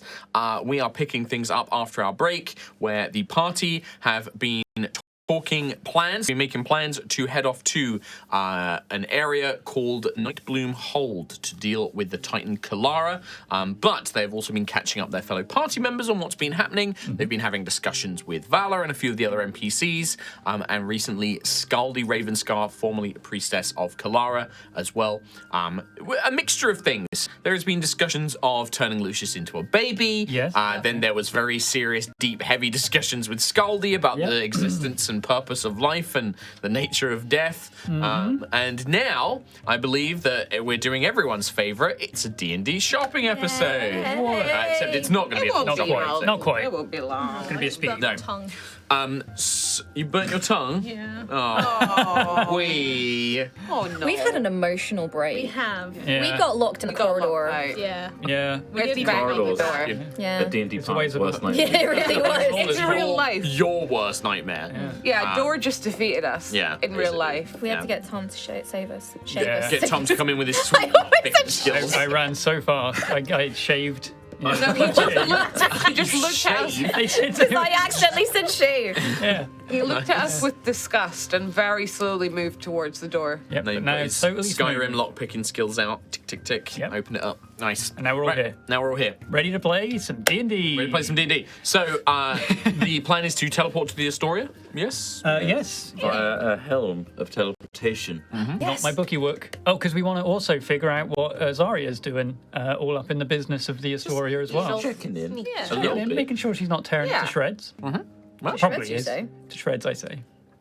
shreds. She's probably made like a bone throne somewhere. Oh, there's a bone. Bone throw. Yeah. Throne. I mean, yeah. Bone It's in her throw. Mordenkainen's mansion. Yeah, absolutely. Bone. So, you teleport. You're going to spend a charge. Yes. Spend a charge. You will feel the familiar pull, that fast, immediate travel sensation. Different to the Wayfinder's Guide. There is no the Bifrost. You didn't feel that physical, like, traveling sensation. Less This is impressive. more like an immediate kind of sense of rushed movement. It is less impressive. Yeah. Quill, you're right. And you guys find yourself He needs it. in a large, round stone and metal chamber. You see the flare of the teleportation runes in a circle on the ground, and then immediately about 20 Horizon guards, all in elite-looking armor, draw weapons, and then you hear the familiar voice of Rain say, "It's all right. Seems to be the champions. Can we get an check for illusions?" And you see a mage cast a Wow. spell. A couple of spells, in fact. Dispel magic, a sort of see invisibility spell, and a few others. Just generally kind of cast. And there is a all clear, sir. And then Rain's like, they're cleared. And he's like, champions, welcome back. Amazing. Well, you've gotten to work very quickly. Well, we already had the system. We're just using the same system we used in Horizon here. It's really just a different location to do it in. I told you he was good for the job. Yeah. Thank you very much. Thank you. I appreciate the challenge. The Astoria only has the one currently. Silent clapping. The Astoria only has the one teleportation chamber, so we have focused our efforts here. Is that how we clap now on the crew? Yes. There are. Our salute. We've got our clap. The only problem is that currently we only have a handful of mages who are capable of casting necessary spells for things like illusions and dispelling of enchantments. If there were ways to incorporate some sort of device that could automatically do that, or a way to replenish our mage's energy from time to time, that would be very useful. Right now there will be a limit where we won't be able to check, and I wanted to check in with you. Do I have permission to detain people if we do not have the means to check them for illusions until a mage can be prepared? I mean, we aren't 100% sure of the faculties we have aboard this Astoria. There's but- definitely rooms that we can use to detain people in as a makeshift sort of holding area. Yeah, until Simple door will work. No one can use them anyway. I imagine there's just got better stuck behind rules one. and regulations set on Horizon dealing with these sorts of things. Well, with Horizon, we have more mages. We generally don't have periods where we don't have someone on shift who can cast these spells. If we have somebody who runs out of their necessary energy, we can replenish them with reserves. Here, we are more limited in number. So Well, it does we- mean that... we trust Rain, right? Oh yeah, of Yes. course. Yes. So, yes. Very well. Use your I best think judgment. within reason, yes. The idea will be that if we do not have a mage available who is able to dispel or check for certain types of magic, any visitors will be held in a nearby facility. We will make sure that they are comfortable. If they resist, obviously we will have to enforce a more sort of Make them uncomfortable. yes, you understand my meaning. But as long as they're willing to cooperate, they will just be held until a mage can come in and check their appearance and things like that as well. The only area that we have a weakness is any natural shape changes. People that are able to disguise themselves without using magic. So physical disguises or even creatures such as doppelgangers. They generally, certain spells, dispel magic wouldn't affect them, for example. Of course. But we do still have an internal security force, at least. I've been working with Duke Sovrano's men and some of the Guardians that you sent as well, that we have been organising shifts and rotations and things like that as well. Oh, brilliant. Wonderful. And has there been much traffic, at least through? No, not through the teleportation circles. You were, in fact, our first. No, correct me, you are our second. The first Zara? was, yes, Miss Perel. And how did Perel. she seem when she arrived? How do I best describe this? Erratic? Spooky? No, she was quite giddy to be here, but that in itself is unsettling to witness. A smile. Yeah. Yes. No, we've seen her smile Spooky. before. It's, Yes. Was that a smile?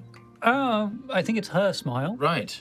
Terrifying. Yeah, terrifying. Yes, I believe that she, after leaving the teleportation, she encountered one of the maidens, whom she promptly began asking lots of questions and demanded to be taken to various areas of the ship. She wants to dissect one as well, probably. Good luck. Well, I don't They're know made if of she diamond Yeah, and exactly. emeralds. could. Yeah. I wanted to as well. Is that not right? No. You're very. It seems strange, wrong, doesn't it? James. Seems wrong. Anyway, where is she now?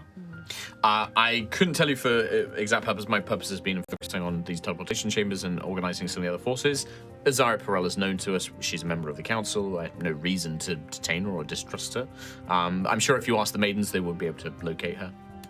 Do you want to do the thing where some... Oh yeah. D1 or There's, E1 or wait, which element do we need? Which mineral? A maiden, could we have... You wait for a few moments, but you did say D1. D1's face creepily merges out of the wall. Doesn't fully manifest, but just her face kind of like... Oh, there she is. Howdy, champions. How may I assist you? That's so much. We're just wondering where Zaria Perel is. Miss Perel is currently located in one of the lower decks in one of our previous solvent engineering facilities.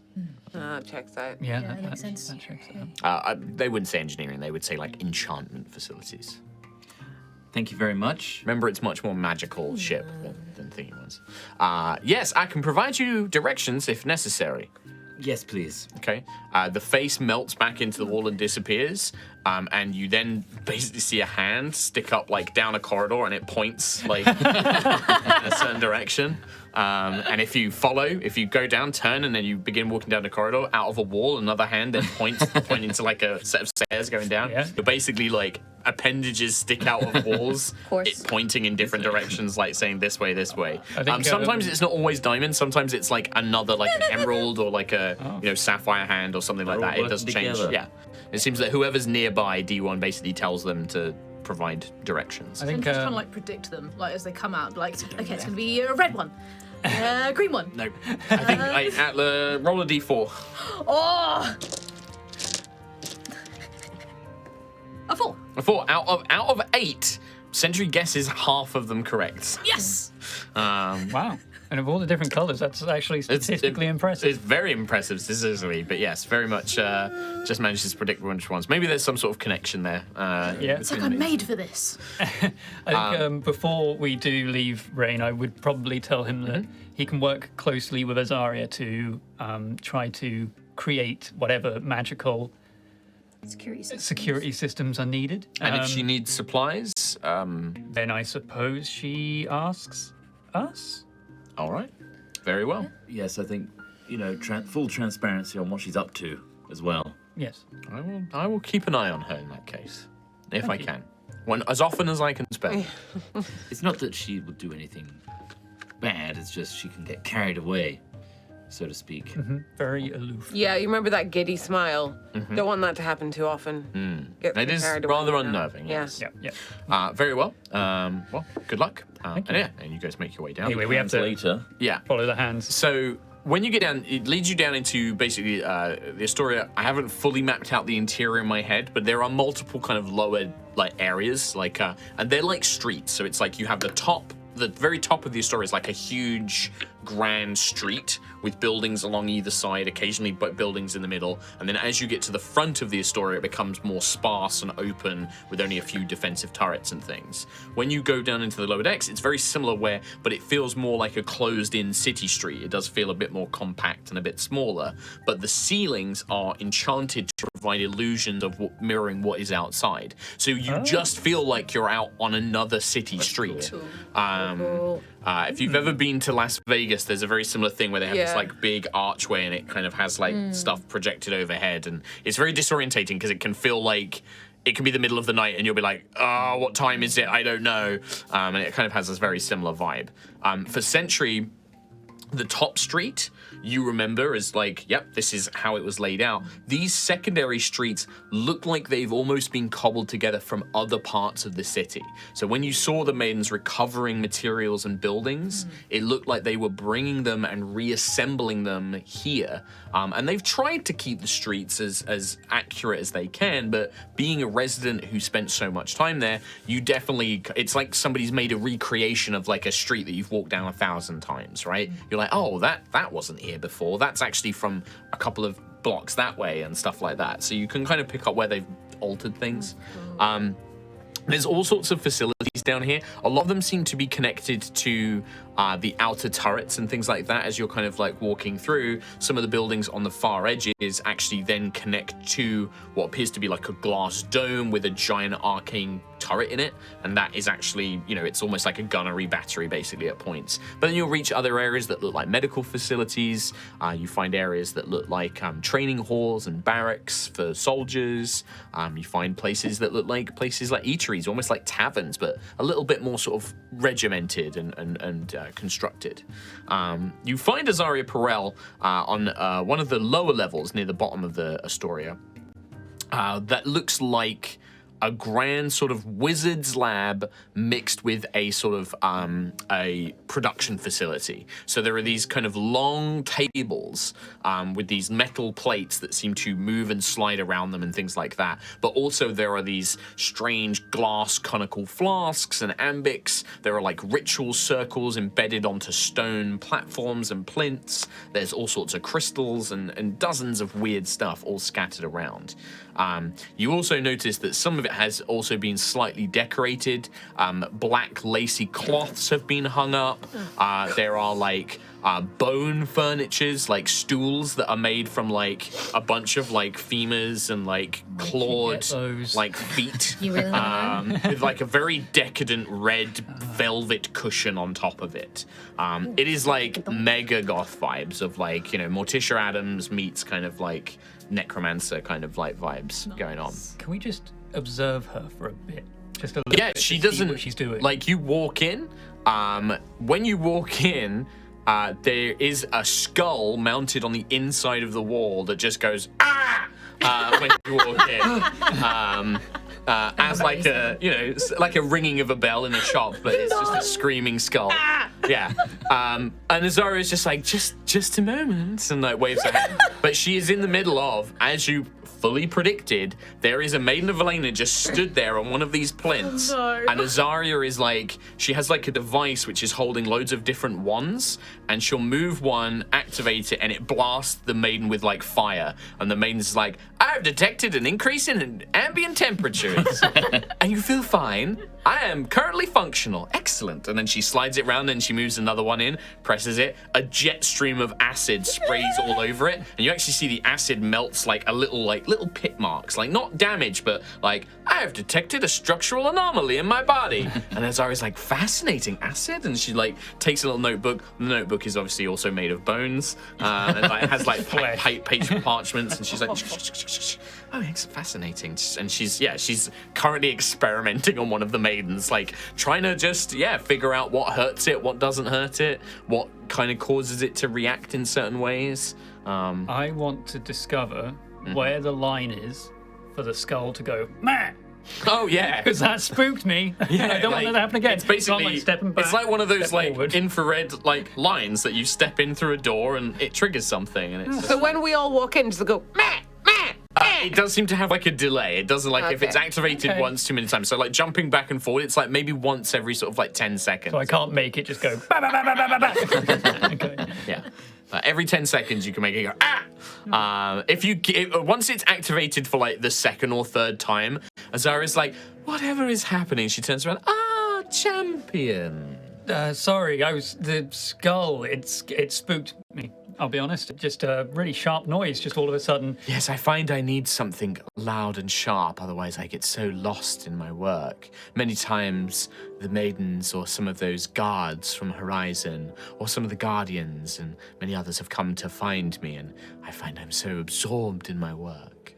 Yes, your work. Yes. Important Astoria breakthroughs, I hope. Yes, these maidens are fascinating. Absolutely. The most advanced constructs.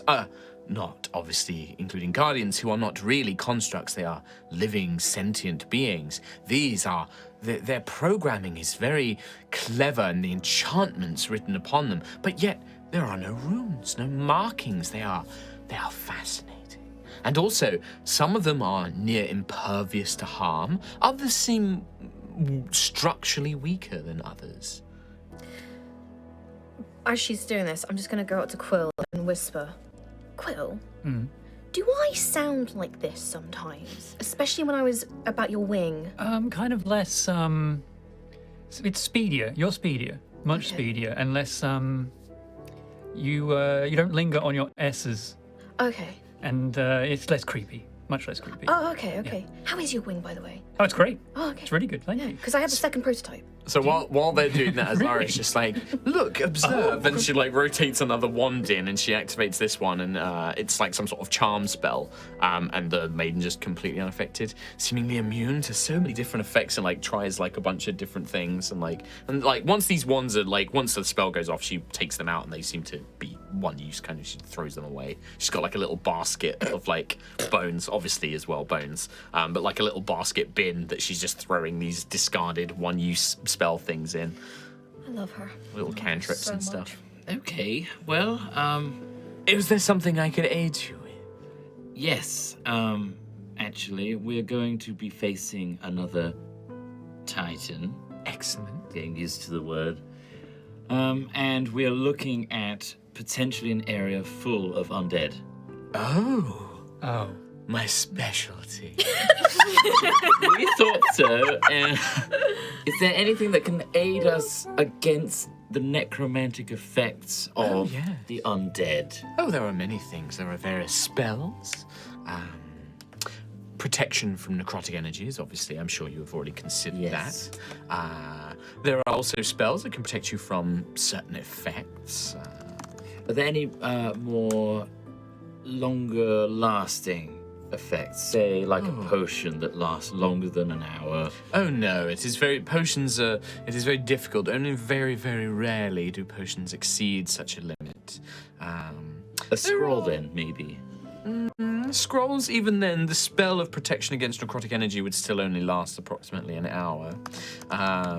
There is a spell called Death Ward, which will, if you were to perish, if you were to be reduced to an unconscious state, instead you would maintain your consciousness. You would still be heavily injured, but you would not be...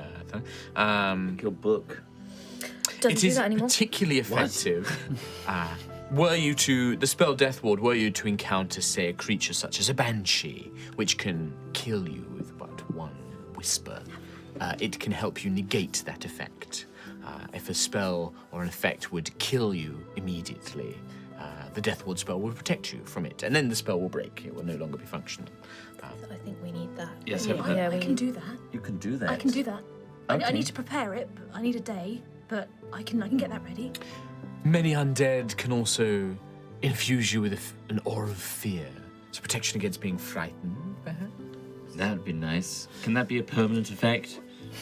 There are some that I know. I've heard of great champions that are able to protect their allies or are immune to the effects of it. But there are spells such as the Feast of Heroes, Heroes Feast, enables one to be protected from against fear and the like. It does have a rather pricey component, that spell. But I think I have at least one of the jewel-encrusted bowls that it requires that I can acquire for you. I think it's back in my shop somewhere, but I could have it sent Nice, for. the components for I can that. have it sent for. What else? I can give us resistance as well. I need a day to prepare on this, but I have a few spells that can help. Okay. Well, that'd be useful. And maybe to help alleviate some of that stress on you, we could take some other things as well. Do you have to concentrate on these spells? I do, yes. They're all concentration, but they're all verbal Well, it means you can only cast one at a time. at a time, not the other. Yes. So we should probably get. I should make a point Right. that potions of necrotic resistance. I sold you some fire resistance potions previously. Potions of necrotic resistance are harder to come by. It is a rarer type of energy. I am capable of making them, but they are more costly. Oh, that's all right. We have so much money, according to Quill. marvelous! Excellent. Yes. Good. What was it, 11,000 gold? It was 11. Oh, wonderful! Yes. Yes, then I can certainly acquire. It will take me some time to make them, but I can do so. If that's not taking up too much of your No. project time, the other thing we were alerted to was the ability to be quick, flexible, on our toes, so to speak. Yeah. Because the undead are overrunning the jungle, and if we were to be caught in one area, the undead would literally pile on and we wouldn't be able to escape. So, is there anything that could speed us up, make us faster? Yes. There are. Enchantment? There is an enchantment. I could apply it to a pair of boots or braces, perhaps, or a belt. Any sort of leather item that you wore upon your person. Leather is the best material for this particular enchantment, so it does not work on armor necessarily, unless leather. But it would allow you to vastly increase your speed, your running, your walking, your ability to dash. And also it will apply a very slight blurring effect to your body, making any attacks that were you to run past a combatant and they were to lash out at you, it would make it harder for them to hit you with such an attack. Excellent. That sounds great. Can we have one of each? One of each? One for one each for of each us. of you. Well, the enchantment is quite difficult. Material components alone are costly. And of course, the effect would only last for a total of 10 minutes. And you can use it once per day, but it would only last 10 minutes. Still think that's I could make. It would take me, let's see, three days per individual enchantment. Oh, that's quite a while.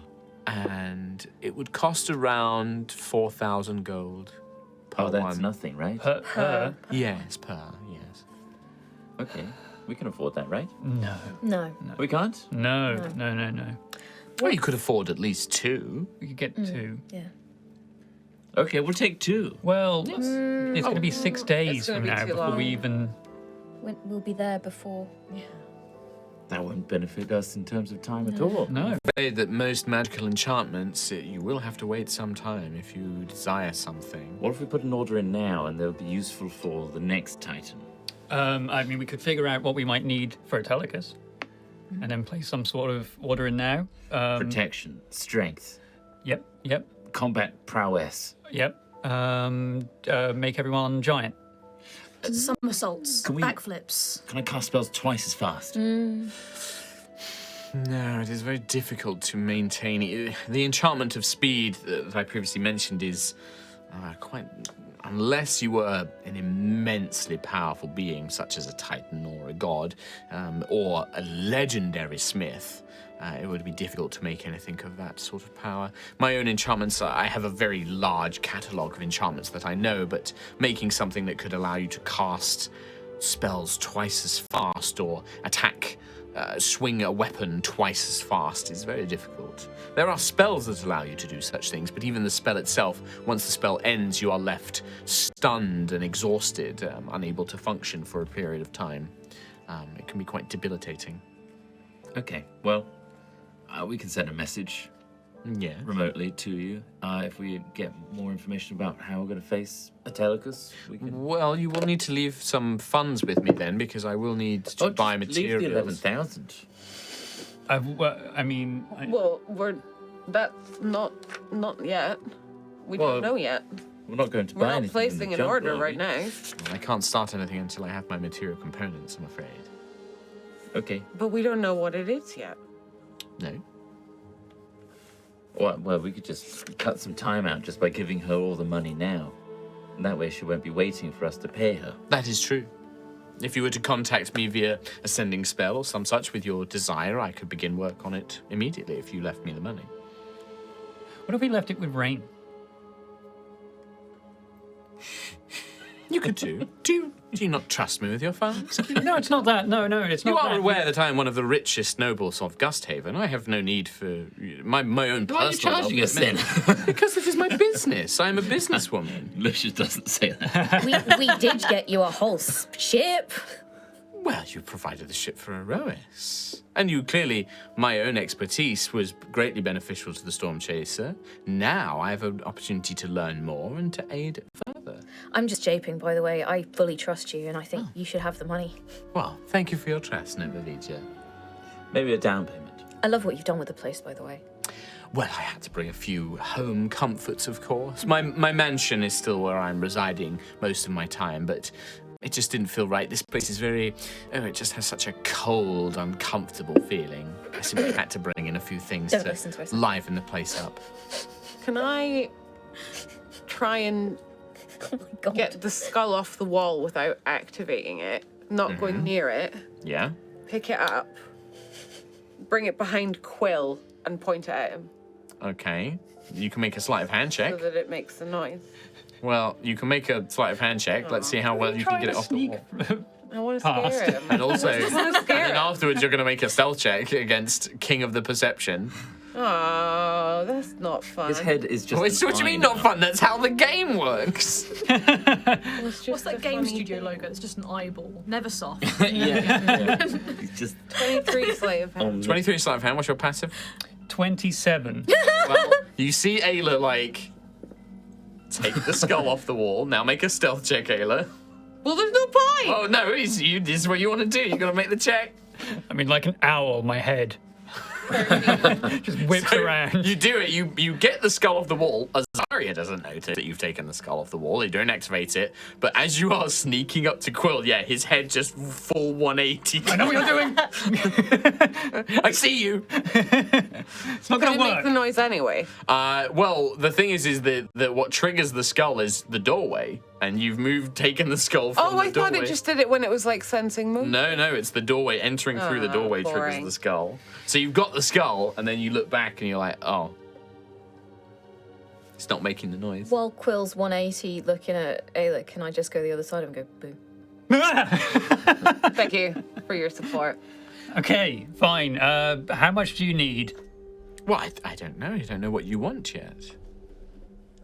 Neither do we. We'll decide at a later date and we'll send you the funds. the cost of, say, 2 decent enchantments as a down payment. It depends on the type of 8,000. Give her enchantment. 8,000. 8,000. You can have 8,000. We can Oh. look. And you have it here? Do some of the little chests. It's in Why this are we? box. Why are we lovely. giving money before we don't know if we want anything yet? Oh, well, if you do not want anything, I will return the money to you. Aren't we getting stuff against dead stuff and speed stuff? Yeah, we need to pay for that now, but we don't need to pay for any future things yet. We don't know what we want. It would expedite the process. Because then we only have to send Azaria a message being like, can we We have can this, start the please? project whilst we're away. We I want definitely this won't. skull as well. Oh yes, you can have the skull if you want. I've so many skulls. So little time. She just reaches into like a little black silk bag and pulls out another skull. This one, you're not sure. Maybe a dwarven skull. It's kind of squatter and flatter. And she just begins like fiddling with it, casting a little rune on its forehead, and then she goes up and puts it on the wall. Can I put my hand in front of it? Cool, but Sentry is very concerned. Yeah. Can I put my hand in front of it? Does it make a different noise than the last one? This did? skull, if you wave your hand in front of the skull, no. If you go to the doorway and enter the doorway, this one goes, ah! Where It's more of a scream. are you? Where are you getting these? Skulls? I collect them. Yes, Sentry. Where from? Where else does one find skulls? Okay, well, you What? can, at this point, just take the chest. The whole thing? No. I mean, I'll empty it out. Oh, no, before you do that, please don't make a mess. And she will come over Don't and make she'll You've put, got bones everywhere. she pulls from, she wouldn't keep it in a bag. She pulls it from like a little pouch on her hip. It looks like a little black, like, cloth, like a handkerchief. She folds it out into like a round shape and puts it on the ground. You can pour it in here. Oh, okay. How much are you pouring in? It's hard to. I've got 11,640 gold pieces. I don't think any of it's platinum. So I'm just gonna Give her the full 11 keep Brett. pouring until there's still some left. What do you want to keep, like 1,000 on you? Or like, keep how about you mine. give her 10,000 and then the rest you can keep? Sure, All right. sure. You pour 10,000 gold into Azaria's portable hole, and when you're done, she folds the napkin up and then she puts it in a little pouch. I will keep that safe for you. Please do not have no fear. Okay. I'm not afraid. Rain might be in contact as well in order to build some extra enchantments for the teleportation room. And should I use the funds you've just given me for that? Not without permission. Of course, I can wait. If you desire, I can use a sending spell to contact you. Bill Horizon. Well, I will approach Lady Danica about it. What? It's for the good of Aerois. So It's that for the good of Astoria Aerois, so doesn't you fall could into use some of your bad hands. funds. Should we open a tap? But it was for the Astoria. And I will continue to have free reign on the Astoria as I wish. Not free reign, and also that's rain a is shame. trying to rein you in from the free reign. Yes. Well, then I will request the funds from Lady Danica then. Sure. She's a businesswoman. She's like She's very smart. I She'll gotta respect use her it. money Yeah. if she gets something out of it. Respect game. We need an If we admiral. find any interesting Master trinkets from Kalara's domain, we'll be sure to bring them to you. Yes, that seems very well. To observe. I will. Not to keep, if they're useful. I could buy them off you as well if they're Sure. of particular interest. All right. With your vast fortune. Yes. So yes, if there are any, I know they're rare, necromancy resistance potions or I could have some made. I could try and rush one by tomorrow. great. It will take me at least a day per potion, and that is at a rush. So I will have to charge a small extra fee. Perfect. Do you know where our quarters are, or just put it on the Storm Chaser? I can ask one of the lovely maidens. They will direct me to where I need to go. And your ship is here, is it? I can It's send it docked there. on the Astoria, Yes, I can yes. send it there then. They will be about 700 gold per potion of necromantic Do we have resistance. 2? Did you say? You've got 2 already. So 2 more would be good. That will take me 2 days. 1 more would be good. Very well.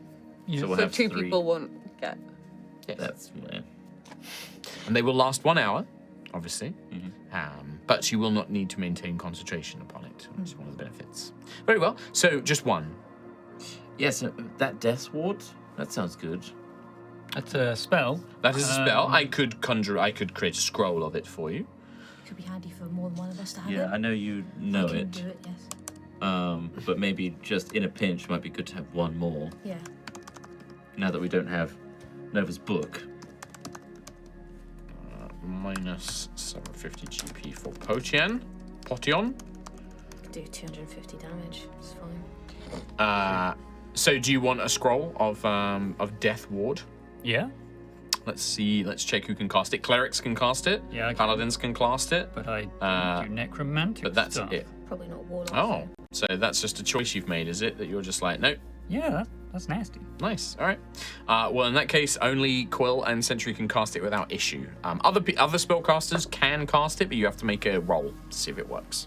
Okay. Well, also- Sentry, I think this will save you your own energies doing it, and Okay. wouldn't require you 10 minutes or so to prepare it. Let me see.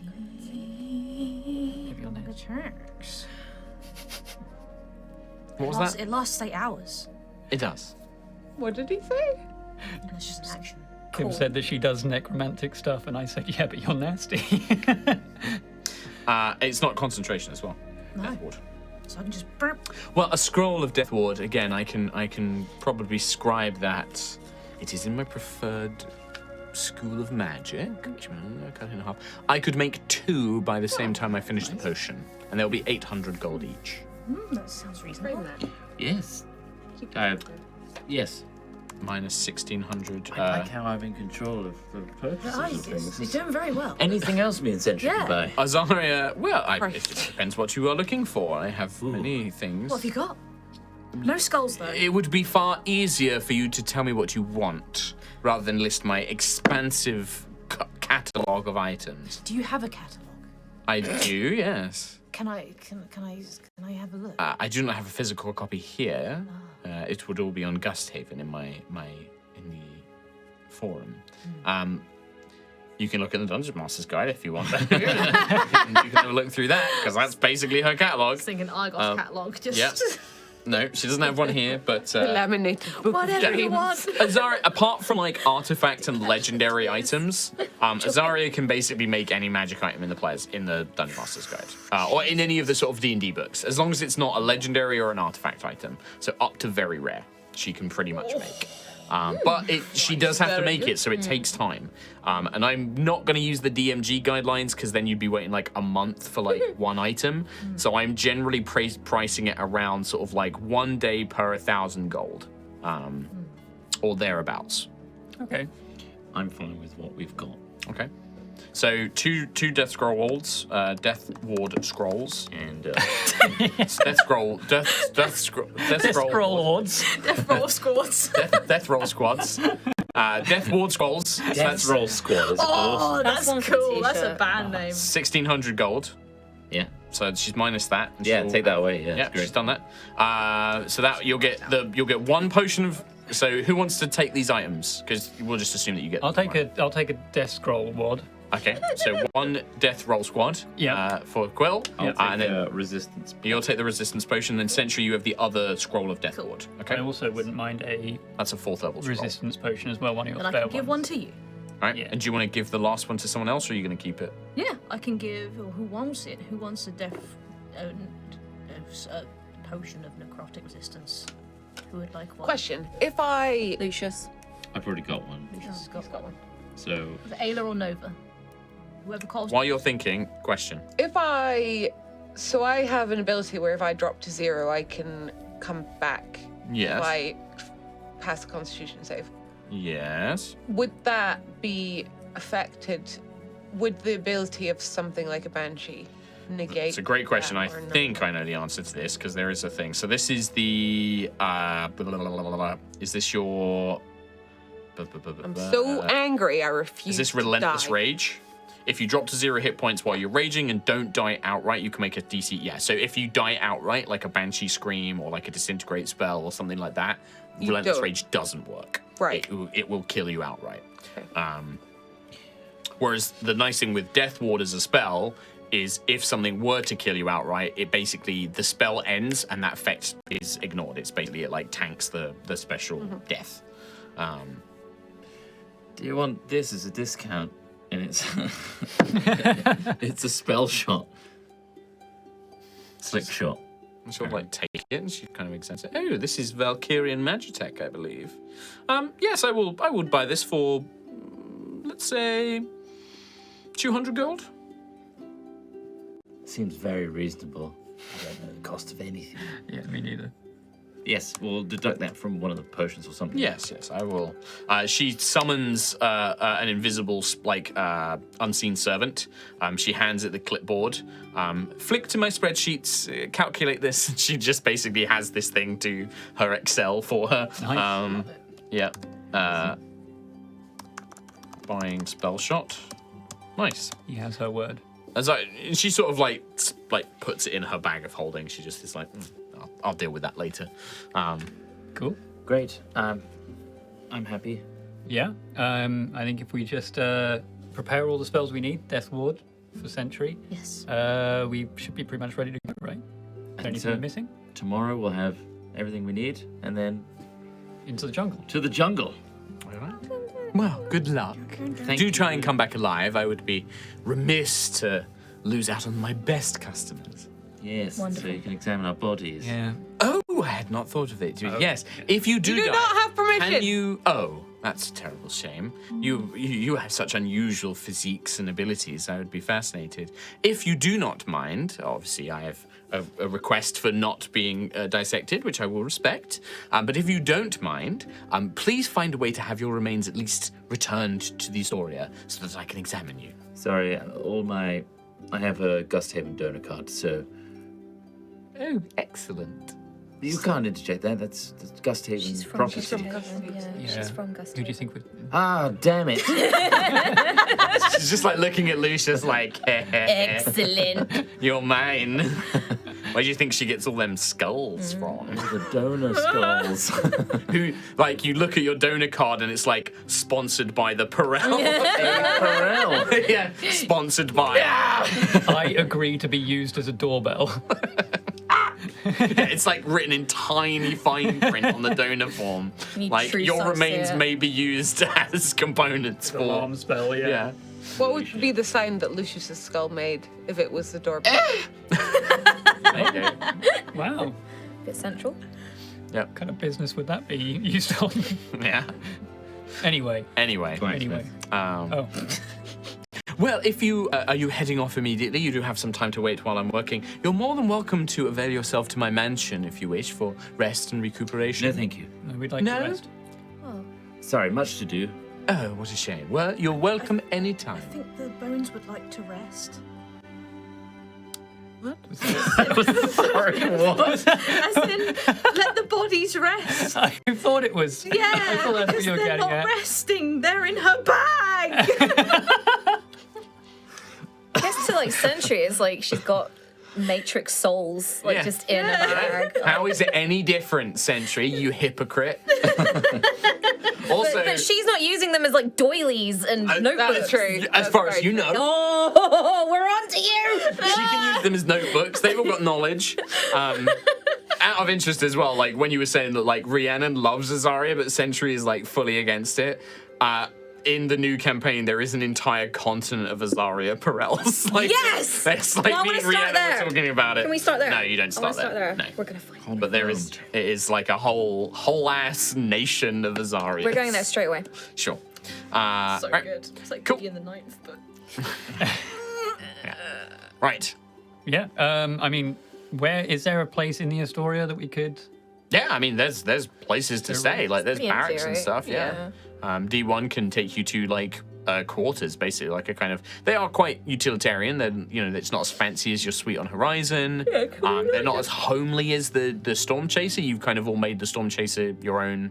You know, you've filled it with your own stuff and your own things. It's much more homely on the Storm Chaser. Can we not just stay on the Storm Chaser? 'Cause Could- Storm Chaser's on the Astoria. Yeah, Yeah. Yeah. absolutely can. Yes, you should probably check in on the crew, make sure they're all okay for the travel ahead. Get them ready for the Make next. sure they're not too hungover again.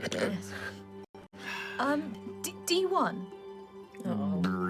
This time, like the full head comes out the floor. Howdy, champions! Amazing. I love that. I love you. She loves that, but not I am also else. greatly appreciative of you, Sentinel Prime. If Azaria summons you, don't go to her.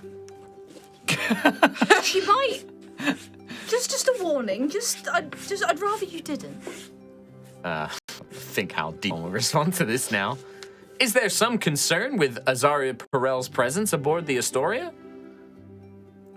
It's just what she does. I just Just stay clear. She is currently experimenting on one of the maidens to determine our current breaking point, or like, some technical kind of, to determine our stress thresholds and damage possibilities.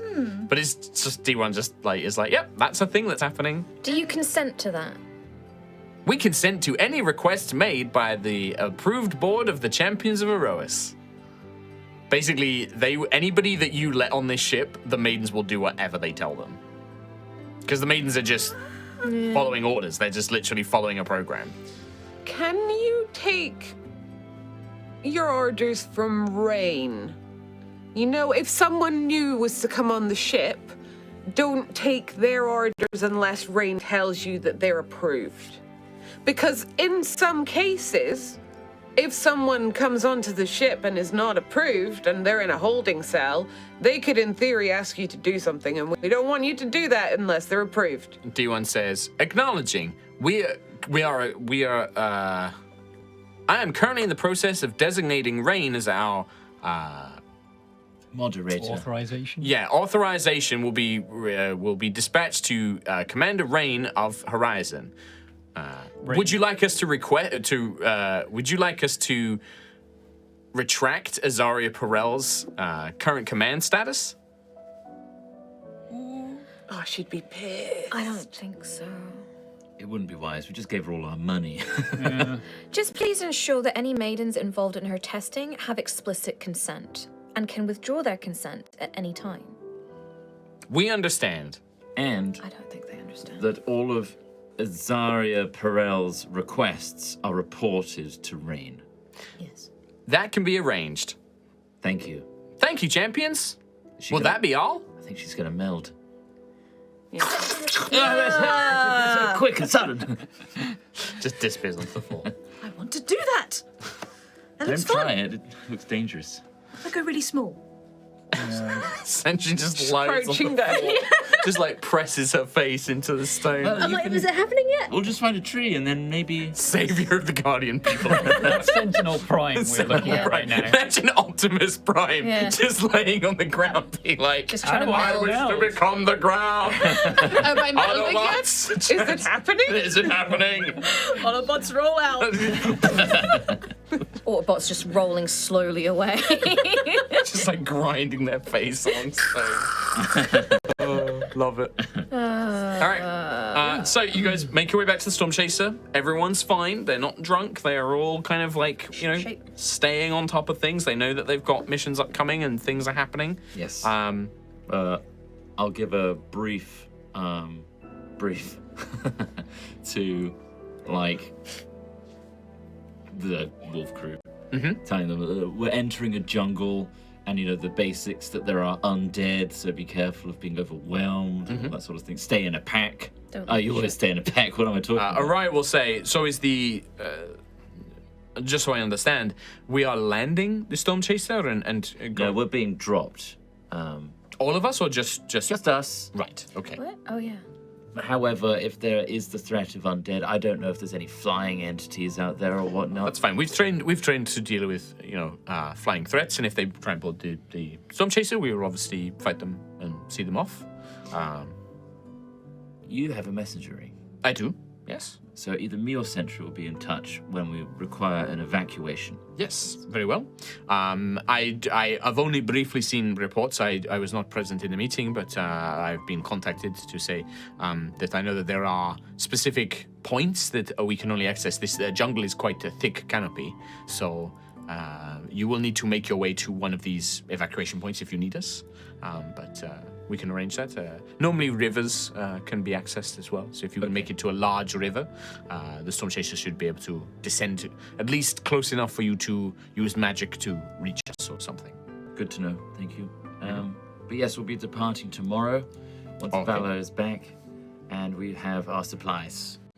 All right. From I Azar. will have the crew prepared that we will set sail tomorrow. Full salute. Full salute. Nice. Wonderful. All right. Well, with that, unless there's anything else going down, it's going to be a long rest. Yeah, I want Right, Yeah, stealth. I want to have a quick talk with Quill, though. Okay. Is this about the prototype? Oh, yeah, I haven't quite finished it yet. Oh, but you said, but what is it? Well, Like, is it? No, it's like a version 2.0 of your wing. Oh. Just I've been watching you use it, so I was thinking of a few improvements and things like that. Is it like smoother in the elbow? Because I have noticed sometimes it catches. Okay, I'll work on that. I'll work Oh, on okay. It wasn't. that. It wasn't about that though. Oh. I had a really personal question for you. Oh, I'm really good with personal questions. Okay, but it could help us with what we're about to encounter. Oh, okay. Yeah, sure. You know when you died? Yes. Bringing up again, yes. Yes. Sentry also. Okay, I guess no, she didn't. No, but this wouldn't have affected Sentry. Sorry, Sentry.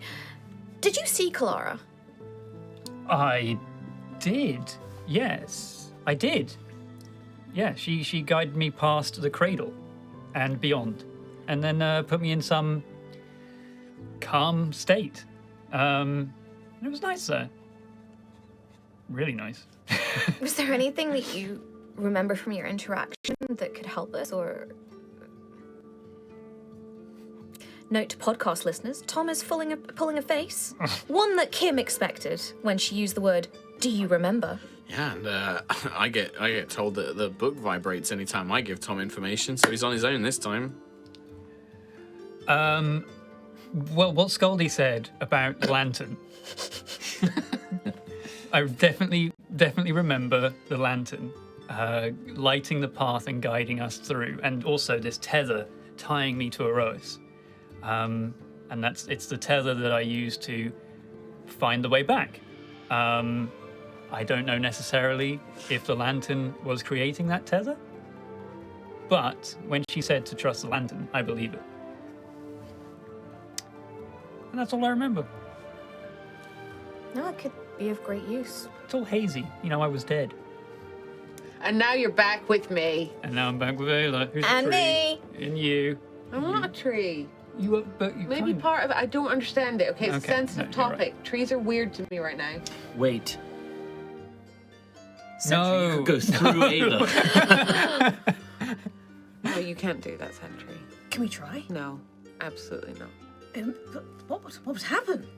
You would get hurt because I would stop you from doing that. Fair point. So, anything else? No. All right. Long rest. Evening comes. Yep. You sleep? I have prepared a whole new host. You basically have to spend a whole day waiting, doing. You can, do obviously small bits of prep and spend time with the crew and things like that.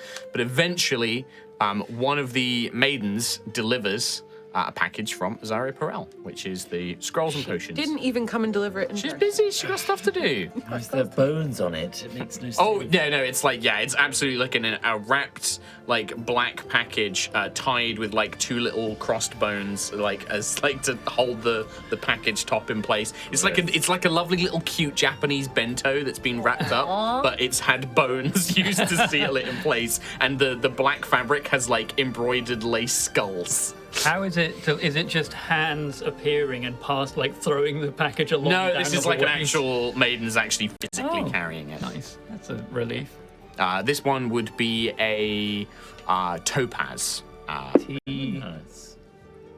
This will be T19. T19. Yeah, topaz 19. As long as it's not T2000. T100. T100. Yeah. Dun, dun, dun, dun, dun. Dun, dun, dun, dun, dun. The maiden's just in a lava pit. Do, do, do. Yeah. But yes. Thank you for the package. You are welcome, champions. Well, here's the potion.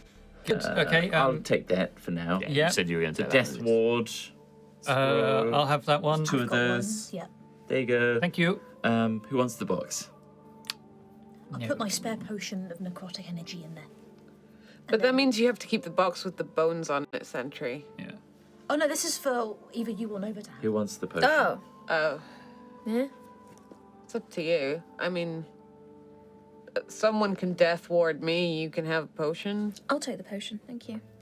All right, potion. I throw the box. Necrotic. No, I'm keeping that! Tiangong catches it. Yeah. I'm guessing Vala will know we're here, but we could check in on her. I think you said you were going to send her a message when you were ready to go. Yeah. I mean, if we were just waiting for this package to arrive, I probably would have sending to her. Yeah. She'll teleport in with Max. And also she will bring with her Steve and Dowser as well, who are still on the horizon. sort of Max, went and fetched them, and they've come with her. Stave will kind of look around and be like, champions of Aerois, good to see you again. Good to see you too. You looking forward to the trip?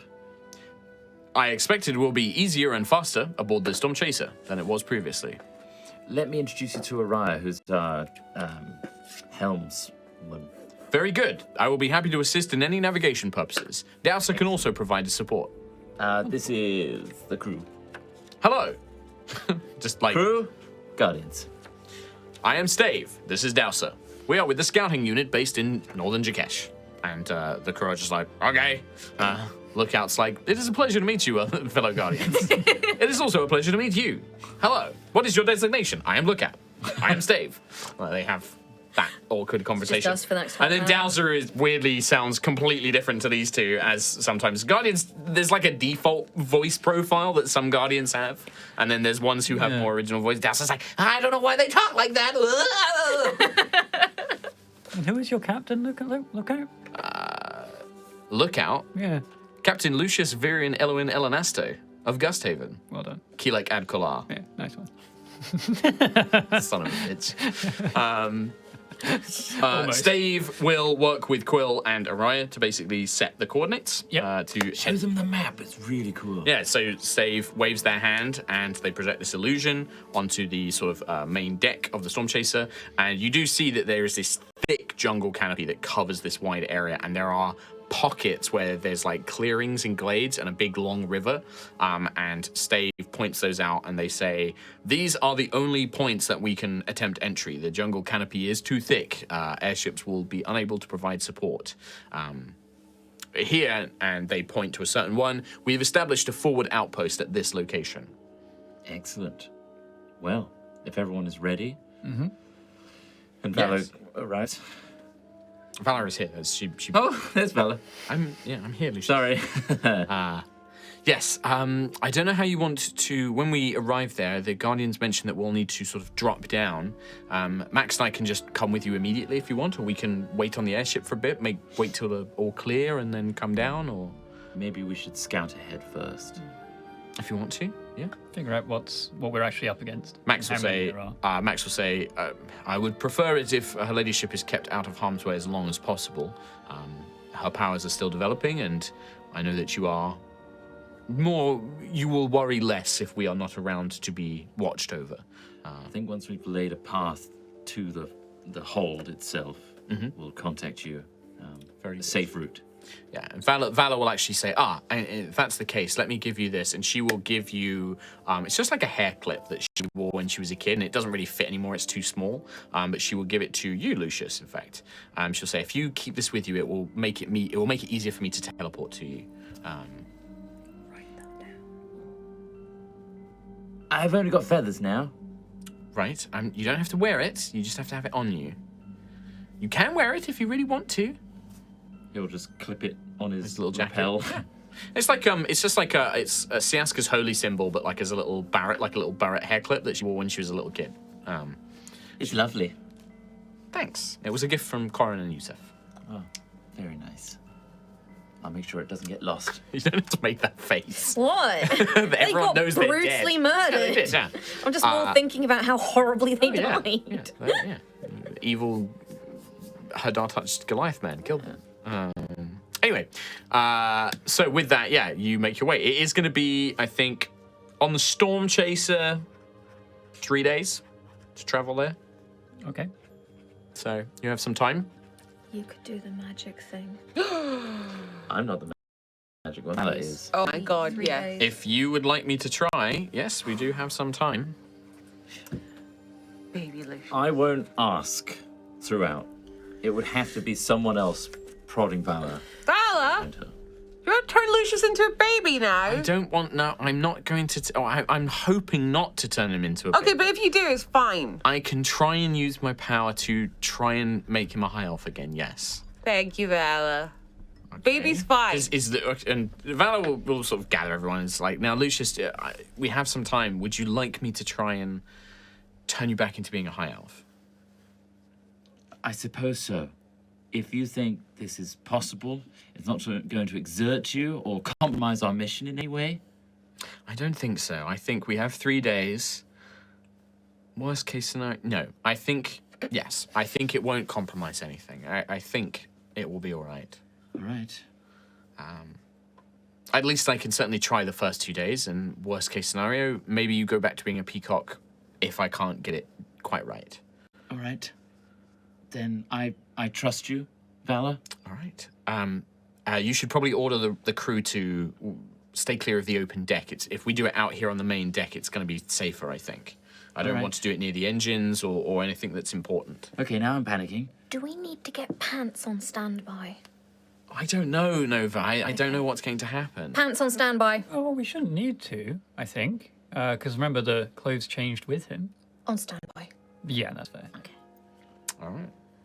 So, didn't plan for this. This is a bit off the cuff, but I have in my head an idea of what it's going to be. Vala places you on the main deck of the Storm Chasers, Lucius, and has everybody... I just pictured her literally picking me up like a toy. No.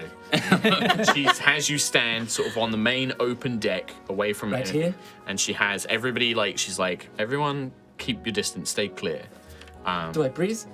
Yes, just Wings out, wings in. Just whatever is comfortable. Just don't ask me too many questions. Sorry. Just let me focus. Don't think of the baby. It's too late. And she places her hands in front of her, and when she opens her eyes, they're pure purple, like this pulsing magic. And you see the hair sort of beginning to lift off of her shoulders like it did before, like her mother's hair. And it begins to pulse with magic, purple flowing through to the ends. And you begin to see that familiar shape of a clock and a wheel, and these kind of different geometric shapes appearing around her, kind of turning around her. She then projects outwards, forming a triangle with her fingers, and around you, Lucius, a series of triangles forming like a 3D shape kind of appears around you. Stiffen. And you feel Try not to- magic wash over you. I need you to make a charisma saving throw. Okay. Can I messenger ring to Lucius while this is happening and just say, remember, we all love you for you.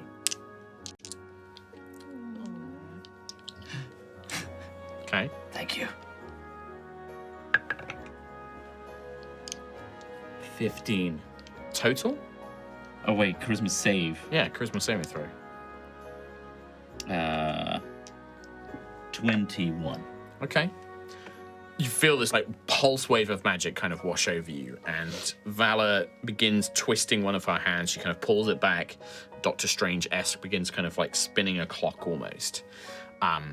And you all watch as, Lucius, your mind stays the same. Your memories, your consciousness stays aware of the fact, but you do feel like a tingling all over your body. Your vision becomes so blurred, you can't see anything, Lucius. You're aware of stuff happening, but everything just becomes colors and shapes, completely unaware of what exactly is happening. The rest of you do begin to see Lucius's body change. I am going to roll a D100. Okay. The complications dice. Yeah, Oh dear. interesting. So, I would like Chris Trott to roll a D12. Interesting. Oh, And no. also tell I know me- what that is. Well, we'll find out. And also tell me what your base, human years age would be. Is Lucius, would he be at sort of 26, 25? Yeah, I think 27-ish, 28. Okay, 27-ish. Right, roll the D12 for me. It's an 8. An 8. Okay. So you guys watch as Lucius, the peacock form, almost like in reverse. When he used the wish ring, you watched his whole body turn white, and then it kind of shifted and distended into the peacock form. The same thing happens, but now in reverse. The peacock becomes pure white, and you see the form shift back into the limbs of a high elf. You see it begin to shift, and Vala, you can see sweat pouring, dripping down her as she's trying to tweak like a clock, she's trying to edit the seconds, the milliseconds of it. You watch as Lucius's body shifts back into being a human, and you see the skin color begin to return and things like that. but there's definitely a step too far where the limbs seem a little bit shorter, not too much, only ever so slightly. Well, I guess, and I'll leave it up to Chris Trott in a minute to fully describe it, but Valor eventually has to stop what she's doing, and you feel this kind of like pop in the air as the magic is released, like a pressure was building. And Valor is like gasping for air. You can see sweat kind of dripping down her skin as she kind of slicks her long dark hair back, her long like straight dark hair, and she kind of is like, that wasn't 100% right, but it was close. It was close. I think I can do this next time. And what you see is what would Lucius have looked like when he was about 19? So, like, would he have had, like, a different haircut? Would he have, like, you know, like, would he have been skinnier? Would he have been bigger? Like, I guess when we saw it go backwards in time, would we have seen, like, the brown hair Lucius flick for yeah, like you a second? do. Yeah, and then you did. But it's, like, instant. It's like you've, and, like, you see also. He goes beyond that. But yeah, you see yeah. very Lucius. You see, like, a scar, like, rip up Lucius's chest, like, from when he got the impaling and stuff like So that. would that be gone now? Yeah, it just like it goes, and then it, you know, like you basically see anything that's happened to Lucius in the last sort of 8 years flash by like super quickly. But the Lucius that appears in front of everyone is like, a 19-year-old Lucius, like equivalent of human years, 19. So in elven years, that's probably like 30 something. Because we don't do quite as long-lived elves in Aerois. Wristbands and My Alchemical Romance I was going to shirts. say, does it have like dark black hair and a little fringe? Or is that too obvious? Not quite that far. Lucius definitely did have a rebellious streak. He was coming out of it at this point, but he's always been a good boy. So at best, at this time in his life, I think he'd still have long hair, but it's shaved on one side. Okay. Oh! Yep. So still long blonde hair, but like a kind of buzz cut on this kind of side. Yeah. And it's just got intricate, patterns and things shaved Nike into symbol. No, but like elven kind of like, you know, runes and stuff Patterns I can and see. runes, Yeah, that's cool. Yeah.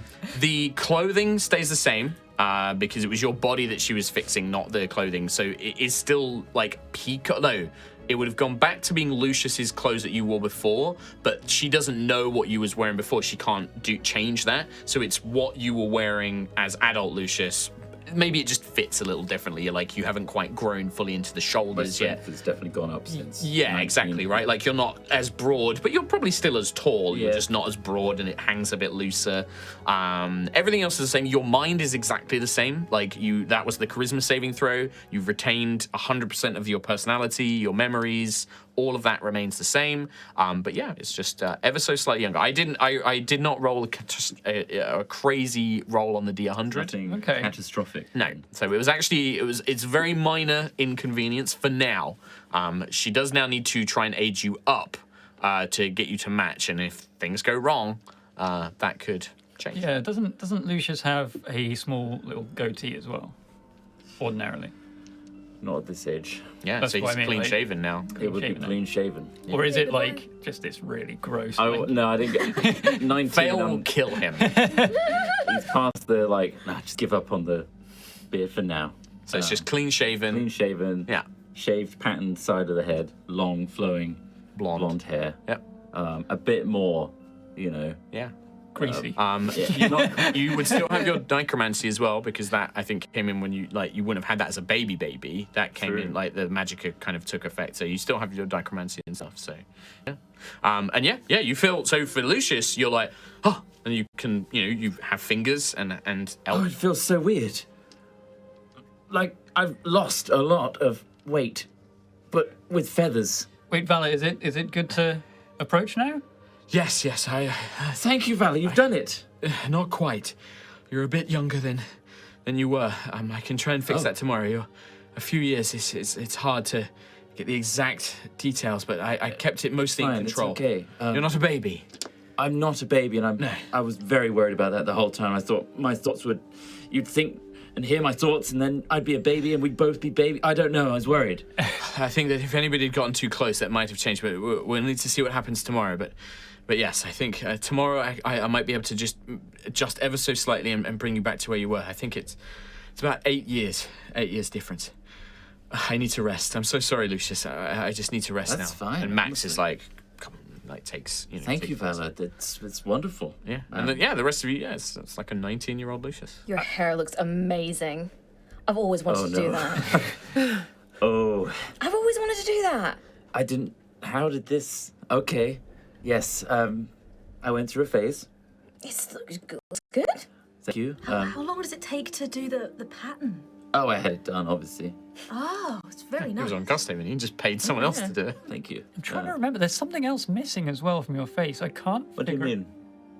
Eyes are still the same. Yeah, the eyes are still the same. No beak. Have you always had? Did you have a goatee before? Oh. Oh, I guess. Yeah, that Yeah, it makes, feels a bit colder on the chin. that checks out. Yes. Naked little baby bump. Yeah, I couldn't really grow a good one with that. I'm Okay. sorry I didn't turn him into a baby. But Goo goo gaga. I mean, you're still Lucius, the one that has been an Aarakocra, right? Quill. Perfect. Great. Okay, you I haven't. remember being a peacock, and Okay, now good. I'm not a peacock. Great. You haven't de-aged in that way I then. think I'm trying to like feel my arcane energies. Sense my That's a good powers. question. Like the gauntlet. Does this make sense to me? Yeah, like all your memories are there, but it's an interesting one. Because your mind is the same, there's a realization. When you were this age, you could not conjure half the spells. You could barely conjure magic. Like you were still discovering, you were level 2. So you were still conjuring like first level spells and you were unlocking that power. But that knowledge is still there. And with it comes a realization. This power, the sheer volume of magic that you've been able to conjure in these last few months has always been there. It is through these experiences, it is through everything that has happened to you that have unlocked that potential. And that potential is still unlocked now. So your body is younger and is in a state where you couldn't have conjured these spells before. Now, you never attempted to use this kind of magic when you were younger. Who knows if that might have some consequences. But you still remember how to do it. You've not lost any of your abilities. You are still the same high-level character. It's just a physical change of your body. The magic were the friends you made along the way. It's more like dire circumstances have unlocked this hidden potential. Yeah. Hindsight's a funny thing. I wish I had this power. Just a few months ago. Oh well. Yeah. You were also, like, your memories of being a 19-year-old, you were very different back then as well. Like, as a person, like, you've still got all of that knowledge. Oh, is that as well. fresher in my mind? Yeah, well, I think so. I think that there's, like, you can recall memories of that time easier.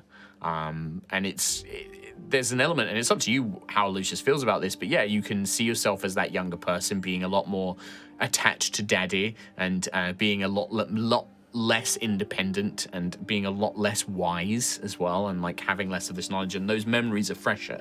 So how Lucius It's just chooses like to deal with that. Post being bullied at Sky Jousting Yeah. by the Magrona family, and that caused the rebellious streak. I'm just kind of coming out the tail end of it now, I think. Yeah.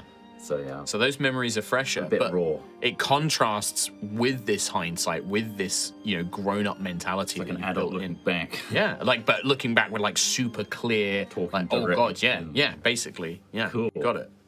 But yeah, there you go. Some lucky rolls that could have gone very badly. Could it? I basically had it that like the lower the roll, the less dramatic of a change it would be. So like it would be like a threshold. So a D12 potentially could have resulted maximum of being like 15 again. So like a teenager, and you made the saving throw to keep all your abilities. Oh, so lower would have been closer then. So if it had been a higher percentile roll, if I'd rolled like 99, I was going to be like, you're a baby. No rolling of the age, like You goo baby. goo gaga diaper time. But I rolled very, very low, so I kept it at like it was like a 30 something, and so I was like, okay, like a D12 might end up as a teenager, but could also just lose a couple of years, and then Cool. you could decide if you might just be like, if it'd been like 2 years, you might be like, no, I'll stay like this. I've got an extra couple of years shaving off easy. So yeah. So there you go. You didn't lose levels One as less well. scar on the body as well. Yeah, that's the other thing. Is like, the fresh, no memories. scars. Yeah, but all the memories, all the physical. Scars are inside. Yeah, absolutely. Scars are the friends he made along the way. Here's a My Alchemical Romance music rock. There you go. Yes. I Enjoy. was so into this at 19. And with that, that's where we're going to end the episode. Okay. With that lovely little Lucius. Back, baby. element. He's Lucius back. is a young boy. A young boy. Took me into the Sky City to see a jousting man. Wow. Lucius would be more into like niche alternatives. So Oh, right. My Alchemical Romance are too mainstream. Too mainstream? Yeah, Yeah. whatever. Yeah. Oh. At least it's not Fey pop, you know. Oh, God, fake pop. I'm so angry that you've made that a thing. Discord So angry. made Fey pop a thing. Sure, yeah. Now, I didn't think of the name, but I love it. I'm like, So that's pretty. perfect. Pretty good. Hell Nice. yeah. Yeah. Well, anyway. Evil Hatsune Miku. You got to deal with her one day. Anyway, Incredible. we're going to read some donies because it's the end of the episode. Thanks for joining us. Thank you We'll very much. see you next time. Bye-bye.